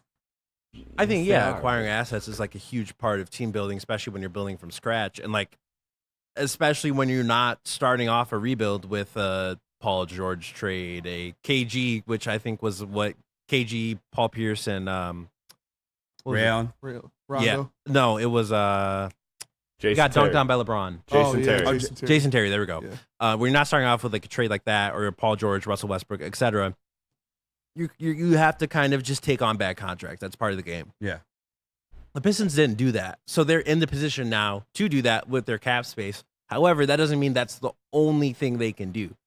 You know what I mean? So I think whatever happens with this Tim Hardaway Jr. deal is taking on not necessarily a great contract for his value, while also most likely acquiring assets in return.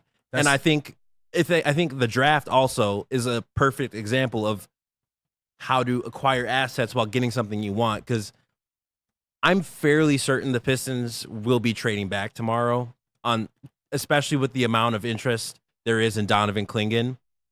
if he's there at 5, there's going to be a lot of teams that are going to be interested in trading up to 5 to get Donovan Clingan. So that's where you collect some assets, some maybe additional first-round picks, whatever it may be. That's where you do that, and then you also get a young player that you like at whatever pick you trade for. Cody Williams, please. I think that's very plausible. So, and that's also what I put in my article on bullyball.net. Check it out. But I think it's not as black and white as it seems. You know, like I think, yes, you can acquire assets, but no, you don't only have to take on bad contracts in order to acquire assets. I think those two things happening, if they do end up happening, are both good starts at acquiring assets and picks. And I do want to get into the draft in a second, but back to the Tobias Harris thing for just one more question.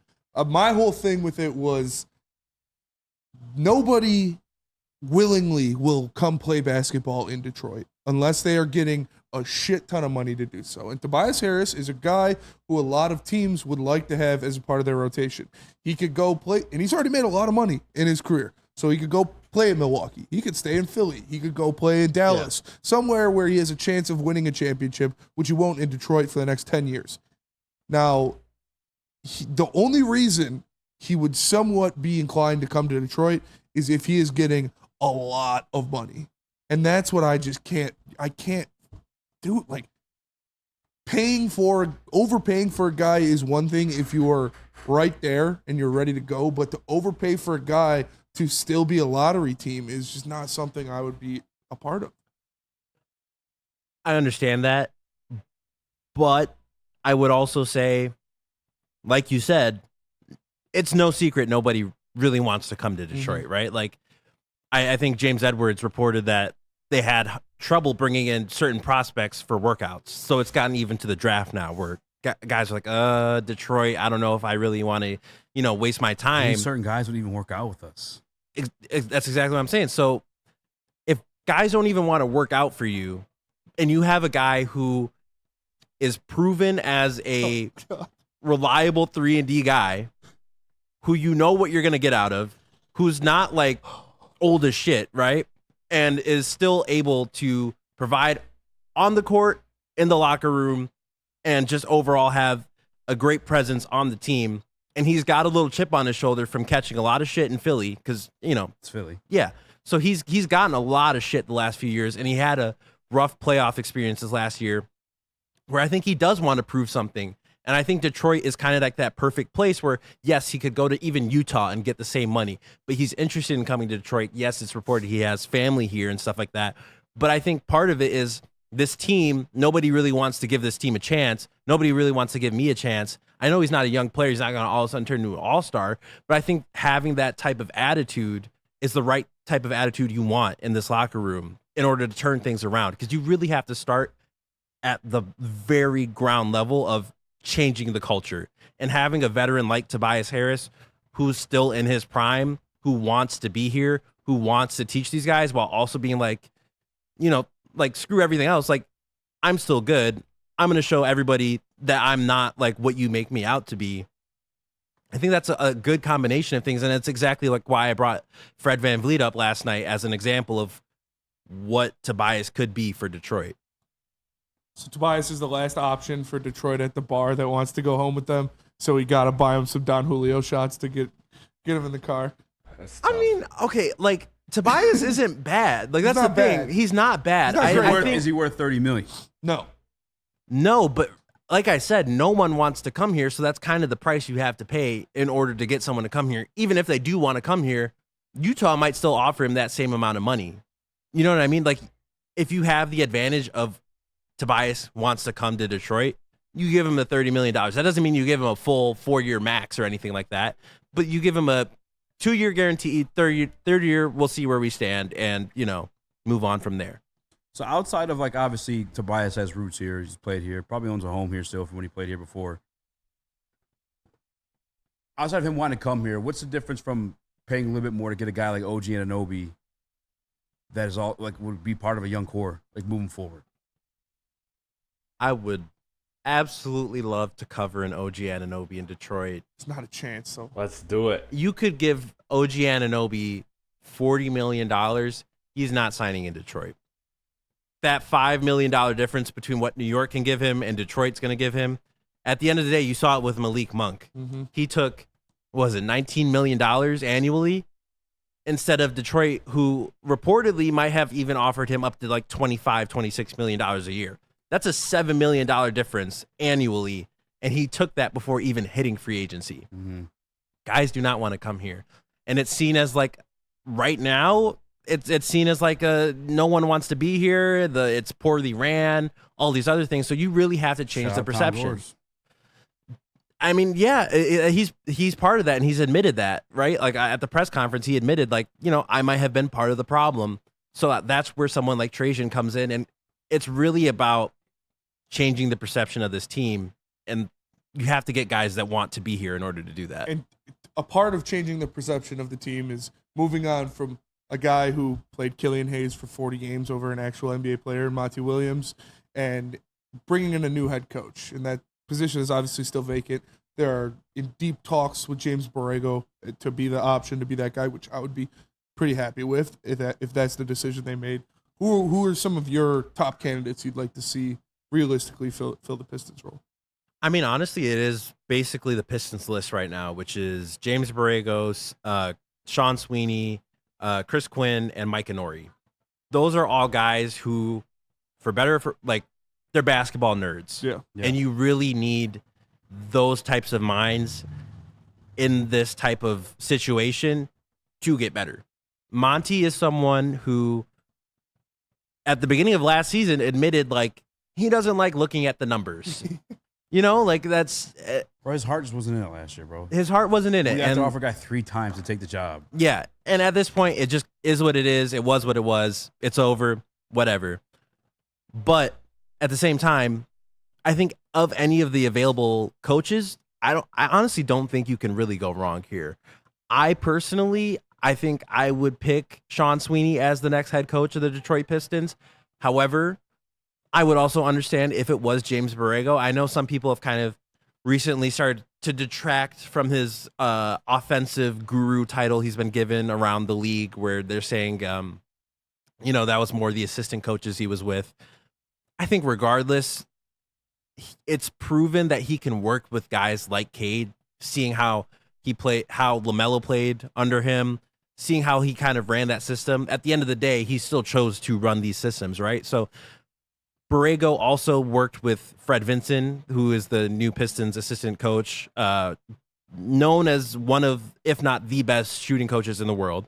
So he's already familiar with him. He's familiar with Trajan. It's a lot of familiarity there. So I would really understand if it was either. I also know Mike Inori's a possibility, who was here in Detroit under Dwayne Casey in like that era. Yeah.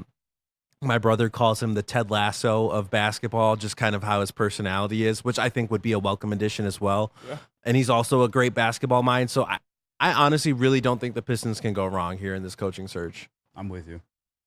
I agree. I honestly, coaching for me, I've said this on the show all the time, but like I think it's more talent. Like you've seen guys, Popovich is probably in my book the best coach of all time. You've seen him back-to-back years in a lottery now too. It's just you need players at the end of the day. Yeah, but a bad coach is a bad coach. We saw what Monty Williams did to his for sure. team last He year. was trying. Directly I've had responsible that theory for at least 7 the entire losses. year last year. He was trying to get fired. Yeah. Like it's wholeheartedly still believe that. All bench lineups with the worst lineup in the NBA is just absolutely Crazy ridiculous. Remember when we were like at the beginning of the season, Monty adds 10 wins. Now I think we're going into this season, getting rid of Monty adds about 10 wins. Yeah. I got a quick question on the draft, Easy, if you don't mind. Yeah. I think we got to go to break. Yep, sounds good. Michael Tellum is Matas Buzelius' agent. Does that concern you at all for this draft tomorrow? You want me to take it? Yeah. That's you. No, it doesn't.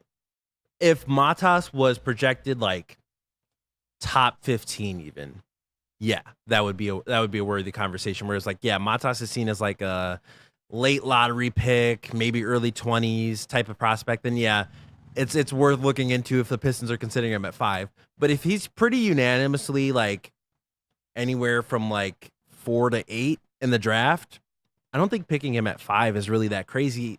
At one point, he was considered the best prospect in this draft. So I think people are doing a little too much with the connection there. I understand why you would. Again, like this is the whole thing.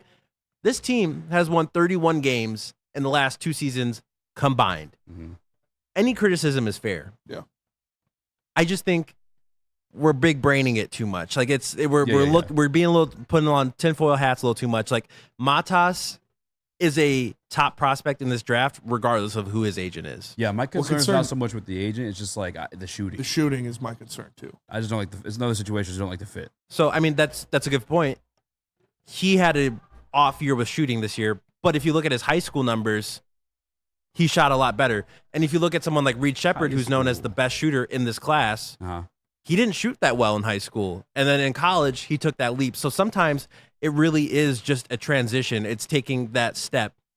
Matas might have taken a step back because he's going from high school 3-point lines to NBA 3-point lines because the G League is the NBA 3-point line. Mm-hmm. So it takes some adjusting. And then there's also a bunch of different questions about how the Ignite was run. That's neither here nor there. But I think I would give him a little bit of grace. But it is something that's definitely worth looking into for sure. Yeah, I mean, wouldn't it be more of a bad sign, though? The fact that he moved to the 3-point line and the shot Well, I mean, you're shooting farther, you know? Yeah, but that's like where you should be shooting in the NBA. So it's like now you're showing you can't shoot the NBA 3. At least consistently enough. Yes and no, because, like, I think you're going from, usually it's high school to college to NBA. Yeah. You went straight from high school to NBA 3-point line. And he's playing against guys who are mostly in the NBA. I can't remember the exact number of the amount of first-round picks, but the majority of the 2023 NBA draft class played in the G League this season. So he's playing against high-level competition who is used to playing at an NBA level while also having to settle for NBA three-pointers. So I'm not taking away from his bad shooting splits. He did have a bad shooting year. But I also wouldn't completely write him off as a shooting prospect either. What is that? What is the percentage they say with the free throws that could translate to improving your three-point shot? Yeah, typically if you shoot well from the free throw line, but you don't shoot well from the three-point line, it indicates that you can shoot threes eventually. Like you have the ability to. Like 75% or something like that from free throw. Yeah, I mean, I don't think he's ever going to be like Steph Curry, Damian Lillard, any of those guys. But do I think he can be like a 34 to 36% three-point shooter on like decent volume? Yeah, I do. I think Matas isn't my favorite prospect in this draft, by the way. I have to clarify that. Yeah, Cody Williams in his article today, guys. I like Cody Williams a lot, which is I flip-flopped on him a lot during this whole draft process, but I'm landed at like I like him a lot. What didn't you like about him? His creation seemed a bit stagnant to me. He doesn't have a lot of creative finishes at the rim. And then it eventually hit me who he reminded me of, and that's kind of how I landed back on liking him, which is Jeremy Grant. Like, if you look at Jeremy, I don't know if you remember him here, but like when you would go to the rim, just kind of like go up, you know, like it didn't look natural. And when you're watching a prospect and you're thinking, okay, is this going to translate when you're going against like, I think his brother's like that too, kind of. Yeah. So when you're going against like bigger NBA players, like that was the whole thing with Wemby last year. Granted, it's not the same thing where Wemby was fluid and, you know, he had all the finesse in the world. But even with someone like Cody, like you look at his size, because he is a little on the thinner side, and you look at like he finishes kind of unorthodox. Pause. that you know, it's like maybe it's not going to translate, but I think when looking at him in the context of looking at the guys he kind of reminds me of, like a Jeremy Grant, maybe a little bit of a Jalen McDaniels. Yeah, I get a little more optimism, and I think that's kind of like exactly the player the Pistons kind of need. And that's how I saw it. Is he fits exactly what they need. If he can, his floor is a 3-and-D guy, which every team in the NBA would need, and he fits a Trajan Langdon draft pick. Yeah. Like I talked about their comparisons between Trajan Langdon draft picks and Troy Weaver draft picks, where Langdon drafts complete guys who play defense and can score offensively and be effective on both sides. While Troy Weaver drafted black holes. Like either they are good defenders and can't do anything offensively, or can only score and have nothing to offer defensively outside of Cade, obviously, because he was the number 1 pick. But I don't know. I didn't mind Troy's drafting. I hate the trades were what got me, bro. I mean, who's the trades this past year? Like, all right, Troy. So yeah, that's the thing. Like to me, Troy wasn't a bad drafter. He was bad at constructing rosters around those draft picks. Yes.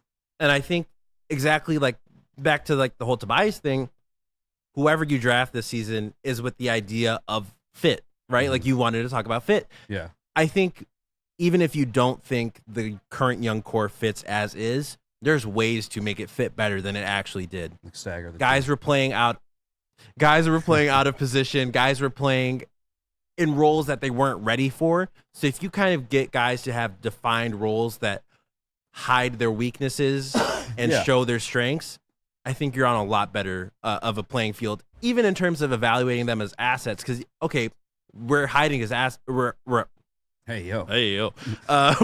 hiding his weaknesses, and we can kind of see that he's not developing with the things he's weak at, but he looks strong because we have him in a system that shows the things he's good at.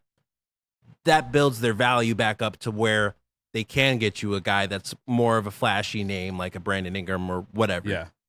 Maximize the value. Yeah. We're already over it, and I just have this question anyway. I don't know if it's in the article or not, so you can tease that if you'd like, but 5 guys that you want in this class, I guess if they stayed at 5. If they stay at 5? In order, if you can. So, number 1 is actually Donovan Clingan. Wow. I think Clingan is the perfect center for what the Pistons are looking for. He provides everything that Duren currently doesn't on the defensive end. I believe in his defensive ceiling as someone who can be one of, if not the best. Actually, he's never going to be the best interior defender in the league as long as Victor Wembanyama is playing. The second best interior defender in the league. I think he has that type of potential. And I think that's why, if he is available at 5, teams are going to be calling, trying to get him, because he's valued pretty highly already. I've seen him at 1. Yeah, Atlanta has had thoughts about him at 1. But he's my number 1 pick for 5. Then I would probably go Cody Williams. Like we already talked about him. Yeah. Kind of similar to the Taylor Hendricks pick last year. Taylor Hendricks didn't really get much run this year, so it doesn't really look as good when I say that out loud, but he's someone who kind of fits that same mold. And then I would go Matas. And then after that, I'd say Tristan Da Silva. I mentioned him on Pistons Talk podcast. Shout out. If they trade back to like anywhere 10 to 12, I think Tristan Da Silva is a guy that you could consider. And then at 5, I would say Jacoby Walter. He's a combo guard who can kind of play that 3 if you need him to. Bucket getter, overall type of guy you want on your team. No Tyjon Saloon? No Dalton Connect? Tajane Saloon, I like him, but to me, even if he does, if he's playable year 1, he's too similar to Asar to me, offensively at least. Because I think Asar's role offensively is a lot similar to Aaron Gordon on the Nuggets, where he's playing, running, he's rim running, he's kind of doing the dirty work. Tajane Saloon kind of reminds me of an Asar offensively, I think he doesn't have the overall feel that you want right now. If you didn't have an Asar Thompson, I'd say that's a good pick for the Pistons, but I think it's too risky. And I think Trajan, let's just be honest with his fan base, his first pick in his tenure being kind of a raw French kid after the Killian Hayes experiment would send this fan base to hell. I still think it is a possibility, though. They do take him. It's completely in the realm of possibility. But I don't think he's my favorite in terms of who they can get. Chris wants a representation. Dalton Connect. I just think he's a good shooter, and those are 2 guys. Him and Reed Shepherd. Where I'm assuming you're projecting Reed going higher on the board and not really being available at 5. But those are 2 prospects that they project as elite shooters, role players that kind of get into that kind of fit into a role right away. I'm just interested why you wouldn't look at those, as obviously shooting is a premium need for Detroit. That plays no defense. So that's what that's it. I like actually Connect a lot, and I think he'll probably go as soon as 6 after. If I were the Pistons president of basketball operations, I would have a lot more interest in drafting Dalton Connect. But I think the way Trajan looks at it, I think he sees him as a defensive liability. And even with the players that he's going out and rumored to get with guys like Tim Hardaway, guys like Tobias. They at least provide something on defense. Tim Hardaway's not obviously a defensive stopper or anything like that, but you have to provide something on the defensive end. And I don't think that's the belief in Detroit. So I guess that's not really even my personal thing where I didn't include Dalton Connect. That's just kind of me going off of, I know they're not really looking at him at 5. So that's kind of why I didn't include him. Well, I appreciate you making the hike, coming up here to be on the show. Sitting in traffic, Mr. Gores. Yeah, you know, it's just starting to rub off on me a little bit. You know? I feel like a lot of people in the chat have enjoyed this. Why don't you plug up your website, podcast, Twitter, all that good stuff? Yeah, we are at Real Bully Ball on all of our social media, Twitter, Instagram, TikTok, YouTube, Twitch also. Our website is www.bullyball.net. I just put out the offseason predictions article today. Before that, it was kind of an inside look at why the Pistons decided to move on from Monty Williams, and I'll have more coming throughout the summer. I'm still a student at Michigan State right now, so if I'm slow, go white. If I'm slow with coming out with articles, that's why I saw some people coming for me lately, is whatever. But I also do photos as well, covering the Pistons. You can find that on my Instagram, my Twitter, at Zark Xavier. Yeah, that's pretty much it. Before we get you out of here, can you please tell the less ball-knowing fans in our chat that they're not drafting Zach Edey and they're not signing Bill Laimbeer as a coach? Is that actually like a thing that's happening? I in the see chat it right more than I should. All right. Well, the Edey stuff. I don't see the Laimbeer. Just Edey's a fucking bum, dude. I don't think I think he's a backup big. I don't think he's ever going to be a starting big, my personal opinion. The Pistons are not drafting Zach Edey. They're not hiring Bill Laimbeer as their head coach, and they're also not hiring Sam Cassell as their head coach, because I've seen that a lot lately too. Like, that's just not happening. They're not going to go out and also poach Chauncey Billups from the Trailblazers. That's not happening either. I love Chauncey. I don't care why people think that's going to happen. Yeah. You're going to trade for him? Like, how's that going to exchange I don't know, out? because there's rumors of the Blazers maybe wanting to look at a new head coach. It's not happening. They're not drafting Zach Edey. You guys got to get over it. I'm sorry. It's fair. Appreciate you, man. Appreciate y'all, man.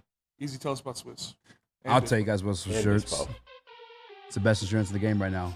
Drafts tomorrow. The number one pick right now is the Swiss Insurance. Give them a call right now. That's 313-530-1698. Or contact them directly at mark@swissins.com. Also, just for the dispensary. Check it out. Stop by. We'll be there this Friday at the Romeo location. I also stopped by at the Hazel Park location on my way here. I will be partaking after the show. Best bud, best deals, best atmospheres. Dispo Dispensary. You must be 21 and up to participate. Dispo, your cannabis plug. Walk into any Lady Jane's Haircuts for Men for an award-winning haircut experience from one of our talented stylists. Enjoy a precision haircut, hot lather neck shave, scalp and neck massage, and a hot towel treatment to top it off. Enter for your chance to win the $50,000 Perfect Bracket Challenge. With more than 25 Metro Detroit locations, there's always a Lady Jane's near you. Lady Jane's Haircut for Men, open 7 days a week. Walk in anytime. Lady Jane's, it's wicked awesome. So just to get the heated steering wheel, I also had to spring for the bigger rims. Yeah, that's how they get you. Those upgrades will cost you an arm and a leg every time. Hey, new car crew, how'd it go this weekend? I got a great deal on mine. How? I went to Randy Wise, not those other guys. They got me in a great new ride, and they didn't break my budget. Hey, could you pass me the sugar? How? Never mind. He made the wise choice. Yep. Make the wise choice at randywisechevy.com. Every single morning, when you wake up, make sure you are putting on Wake Up Woodward. It's the best morning show in the city. Every single morning, 8 a.m. Check it out. Stanford. What happens when you run a great business for over 50 years? You expand and offer more products to more people. That's exactly what Les Stanford did by adding Les Stanford Buick GMC. The same great service to customers who've come to know and trust on Woodward Avenue, just south of 9 Mile. Check out Les Stanford in Dearborn today and find the bridge you want at lesstanford.com. Les Stanford, together. Let's ride.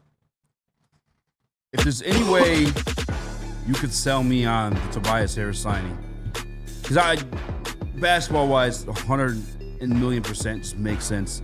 Getting a four that stretches the floor. And honestly, probably another thing that's helping it out. The same way I had to hear something from Tom Brady to like just put the final stamp on it for me to buy into the Detroit Lions Super Bowl.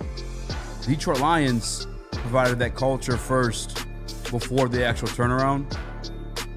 I guess Tobias Harris does possess that as a character, as a human. So you're telling me you need Michael Jordan to sit down and say that Tobias Harris needs to be a Piston? That's what you need in order to believe it? No. But the Detroit Lions already gave me that. I just don't like the $30 million. I'm just not a big fan of the contract. That's it for me. I agree. And that's why I'm big on Chris Quinn as a coach, right? Like I've been saying it. It's important to build a culture here. Like there is no culture. The culture is losing. The culture is disorganization. The culture is frantic. It's not a good culture right now. And so you need a coach, players, everybody to build this thing from the ground up. You have Cade Cunningham, which is a beautiful blessing. But at the end of the day, you need more than that, because otherwise you're not going to have Cade Cunningham for that long. Yeah. I'd say this with Tobias. I mean, they'll at least be watchable. You know? Maybe Tobias, Tim. But isn't next year like a draft you want to tank for? Yeah, no. Next year's draft is loaded. Next year is, yeah. If we can get Cooper Flag, I'd shit my pants. No, I don't want Tobias. Again, I'm flip-flopping. It is what it is. Truthfully, deep down, I just hope it doesn't happen. Be the number 1 pick in this draft. What'd you say? Next year's top 4 would probably be the number 1 pick in this year's draft. That's how it is. When did the Celtics re-sign Horford? 2 years ago? I don't know. Why. Trade for him? Well, because I'm just trying to think of because that's who Tobias is being sold to us as, like the veteran piece that grown up in the locker room, all that stuff. Well, remember, Horford was originally supposed to, when Arn Town was hired way back when, that was supposed to be the guy he was supposed to bring in, was Al Horford, under the Stan Van Gundy era. Yeah. Remember that summer they were rumored to get Al Horford, and they got a meeting with him. Listen, great ENT job. says he's put his membership on the line. Tobias will be 22 to 27 million. He ain't getting 30. I would feel so much more comfortable if that's the situation, if I'm being honest with you. I do like $4 million.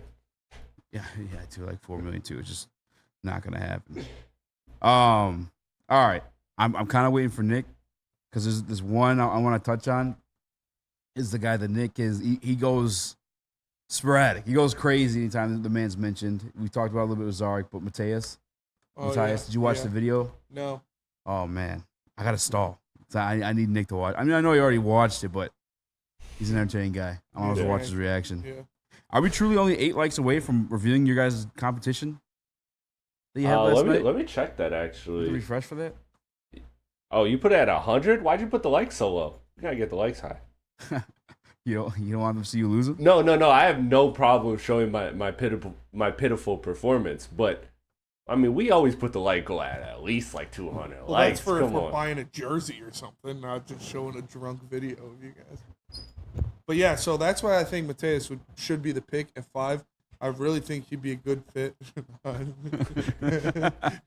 Nick, get in here. Yeah, Nick, Is there a way you put the camera? Can you like overlay him? Yeah, my bad on that, boys. Yeah. Are you guys talking shit? We're about to overlay you. We're about to play that video. Yeah, and get a reaction from you. Yeah. All right. All right, so here is what swung easy in Matthias' favor a little bit. A little bit. This is the video. A little bit. Just a little bit. I haven't heard this yet.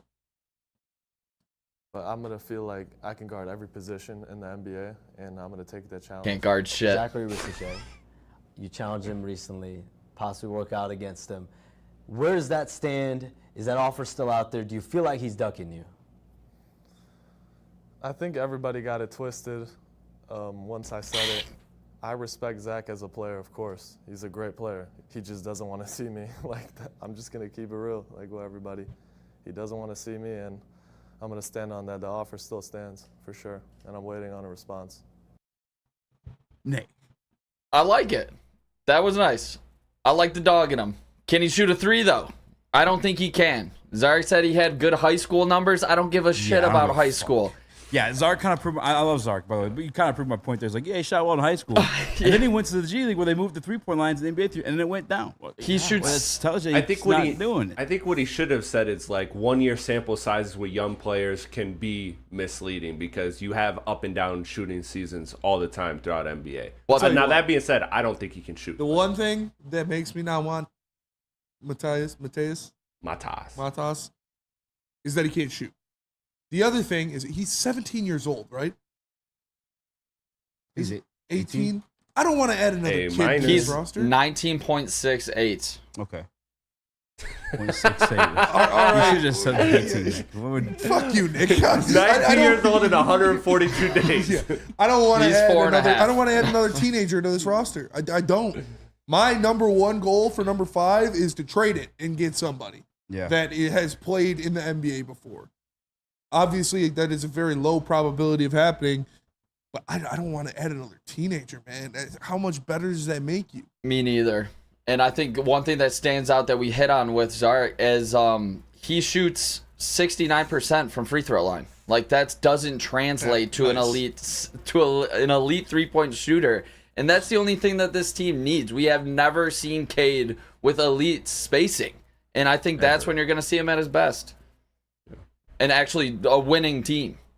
Yeah, remember the game that Cade looked awesome and the Pistons looked awesome was when Alec Burks and everybody could actually shoot threes. Like that night where everybody was hot against the Utah Jazz and the Pistons were scorching it from 3, that looked like a top 5 offense in the NBA. Because if you give Cade actual shooters who can do that on a night-to-night basis, you have the recipe for a success. Yeah, So- you remember, so what was his shooting numbers? Does anybody have his shooting numbers? Mateus? Yeah. It's 26%. Yeah, 27%. 27%, and that was in the G League 26 for the Ignite. Yep. Oscar Thompson shot 29% from 3 in the G League for the Ignite. What was his free throw percentage again? You said 69? 76. I got his free throw percentage at 69%. 69%. Mateus? Oscar Thompson shot Matas, 66%. And so exactly. is that you want to bring in another Oscar Thompson but white? Oh my God. And that's I'm sorry, it was specifically what Zarek 22%. said. 22% from 3. Yeah. And 7% lower than Oscar Thompson, who is terrible at shooting threes. Maybe Like, the worst 3-point shooter in the league. Yeah. He is the worst 3-point. Outside the big men who don't dare take the shot, the worst 3-point. And I love him. God bless him. I love watching him play, but no, he is the worst 3-point shooter in the You league. need someone who can shoot threes. That is an absolute bare minimum. You can teach defense before you can teach a jump shot. I just want That's why I want Cody Williams, because he can do both. I kind of want the back and forth just briefly before we go to break here. The DNC and the ENT's been just begging for Alex Zar. I'm not a big Alex Zar fan. I think he's a big project. Another situation where I'd like some more shooting. I'd like some more consistency on defense. Yeah, he offers it and help in rotation, stuff like that. Where you at with him, Spinny? I don't hate it. I mean, but what are you giving to move up? You know? Is he worth even moving up for? I would rather have Zach Rishishe if I'm moving up. Yeah, you know, Which I heard from Alex Sarr is another guy ESPN's who guy that he's shot going number under 1 today. 30% on only 2 attempts from 3. You know, so like, I don't know. I mean, it's better than the rest, I guess. I mean, it's better than Matthias for sure. He's Yeah, averaging but one. that's not the bar I want to set. No, That's yeah. not the- you know. And this is for sure. I'd rather have we're Dalton trading Connect back. than Mateo. Exactly. You know what you're getting with him. Like trade back and get a guy like Cody Williams would be my first priority. Even though again I'm not all the way sold on his feel for the game. I think that's where he lacks.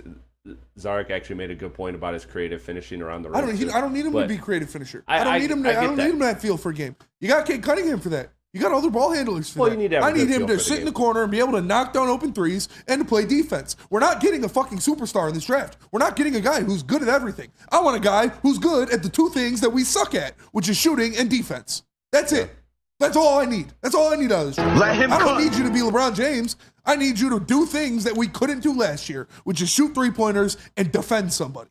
All about the fit. I agree. So why take a project? I get that the Pistons are bad and you want to make the upside swing, but I don't see this as a draft where I like the guys like Tijan. The people that are labeled as projects, Matas, Tijan, like these are guys I'm not a fan of. Personally, I don't think they'll get there. I think they got too many holes and flaws in their game to reach that ceiling that they have. So I'd get the guy that helps you win right now. And it's not going to transform your team. It's not going to ruin your draft lottery position next year. Like getting Dalton Connect isn't going to stop you from being one of the worst teams in the NBA. You need to go out and get other players if you want to not be the worst team in the NBA again. So even if you want to go the tanking route and next year's superstar draft class, Dalton Knecht doesn't stop you from that. He's just a good player that fits with Cade Cunningham, and same with Cody Williams. Shout out Varys for his first donation. So shout out to him. Dropped a couple bucks in the chat. Do you think we're getting unprotected first for this number 5? No, not unprotected. People don't do unprotected anymore. And also, I'm just like Cody Williams is the pick for me. Yeah, flat out. He fits exactly what Trajan Langdon drafts, which is guys who can defend and do something offensively. He's a guy who is a complete player. On the floor, he will be a 3-and-D guy. Like that is his floor, 3-and-D in the NBA. That's what you need on this team. I think he fits perfectly with Cade Cunningham. He doesn't need the ball in his hands to be effective, and he can guard 1 through 3 at the very least. Yeah, he's got long arms. He can 6'7". It's just weird looking. Yeah, it's just stiff. And his brother's the same way, by the way. And I would, if he takes the ball off the dribble more than 3 times in a game, I'll be upset. Because I want him to either be a rim cutter or a spot-up shooter. That's all we need you to be. That's fair. We have to go to break. When we get back, some UFC news. At least we watched in one video for sure. If we don't have it already, can you get that 3-cam, Chris? Yeah, I got it 3-cam. Perfect. All right. But first, tell us about that merch. Yeah, I gotta tell you about that merch. Head on over to woodwardsports.com, click that shop tab today, and get yourself some brand new merch. They got hoodies, tees, hats, all that guaranteed to turn heads. Head on over to woodwardsports.com, click that shop tab today, and get yourself some brand new merch. Love Woodward Sports? Love wearing clothes? Then you should be wearing Woodward Sports clothes. Check out our full line of merch at woodwardsports.com. Just click on shop. We have all your favorite designs, like Dan Campbell kneecaps, Woodward golf, and of course, our own logoed out merchandise. Men, women, infants, kids, all love Woodward Sports. Impress your friends. Impress your boss. Impress your dog. Buy Woodward Sports merch today.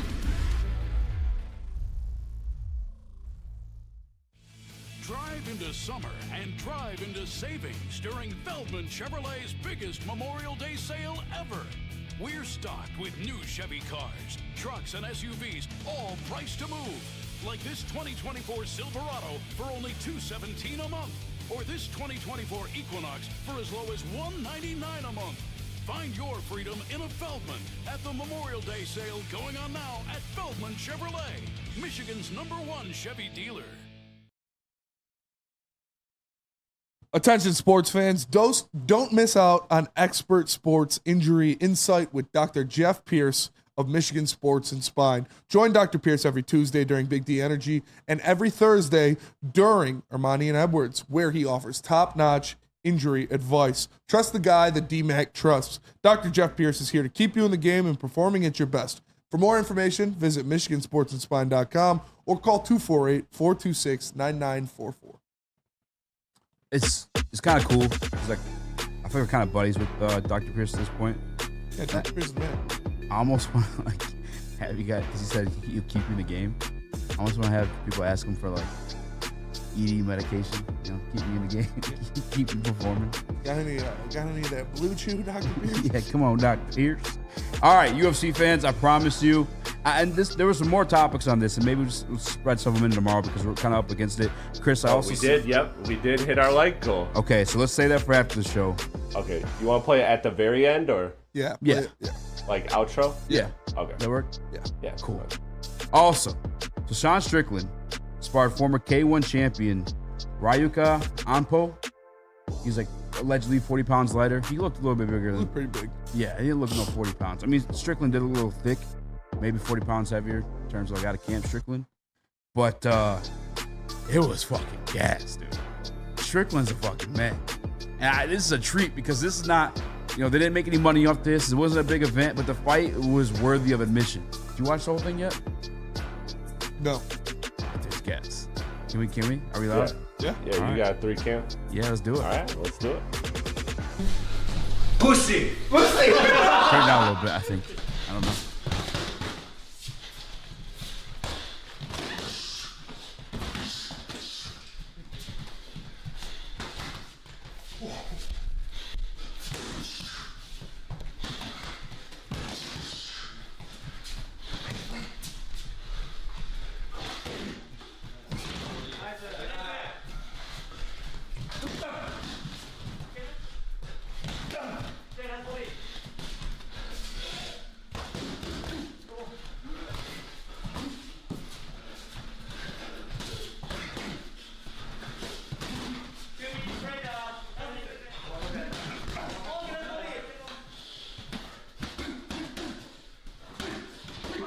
That's you can see the 40 pounds or the weight difference of punches. Yeah, when he's moving him back like that.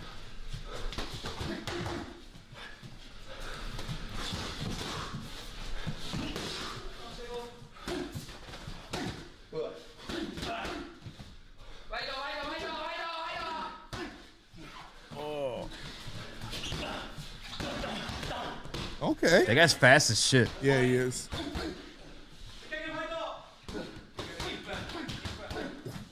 Oh my god.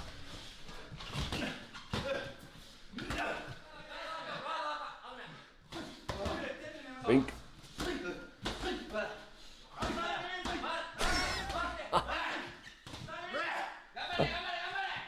Ah!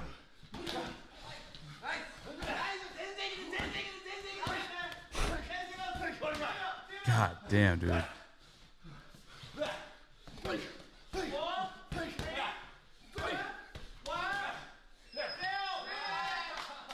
Oh, dude.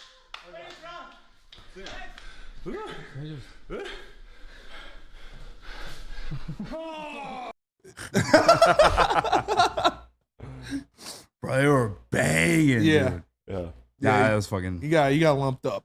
Oh, dude. Welcome I mean, to if you're gonna America. stand and bang with Sean Strickland, that's what's gonna happen. Well, in the beginning, he was actually doing like really well. He Yeah. did a little boxing, little.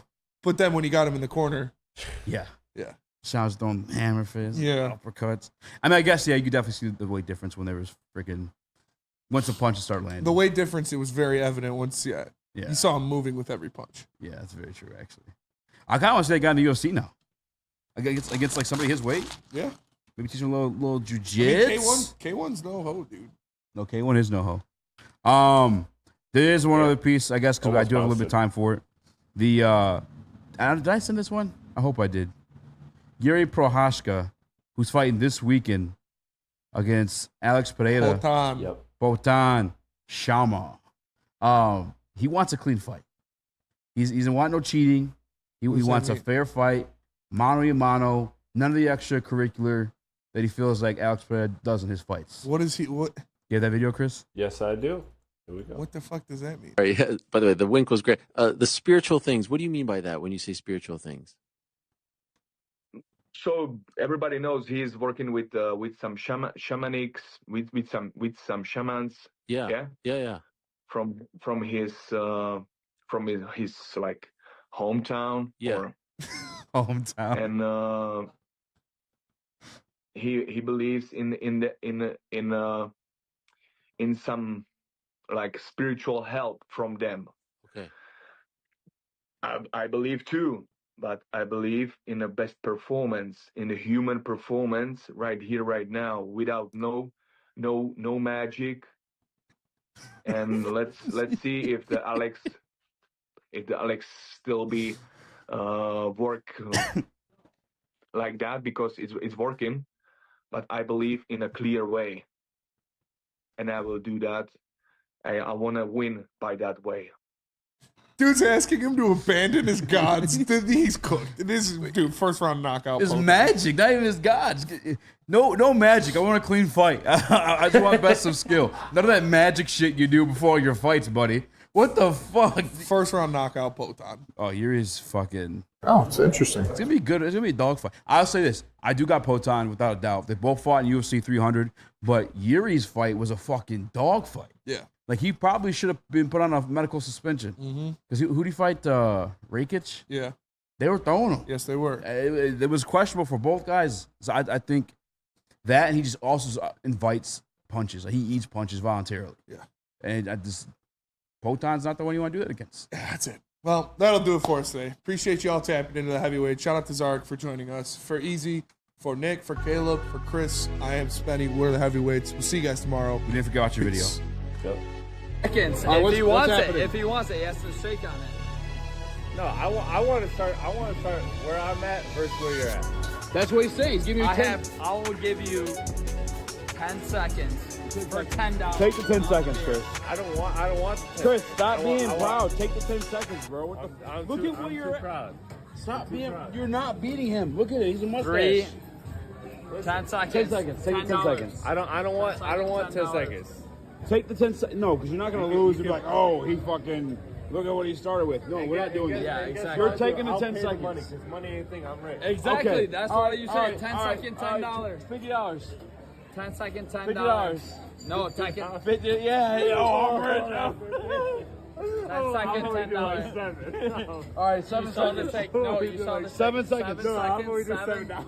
$7. 7 seconds. 7 seconds. Go. Ready? 3, 2, 1, go. 7. Go. 1, 2, 3, 4, 5, 6, 7. Go. Oh, that's not even fair. Look at this guy. Yeah, he's You stopped. You must have. Yeah, dude. What are you doing? What are you doing?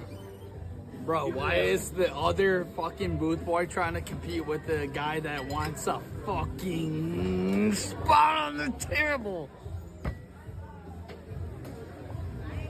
That was close. That was close. I'm not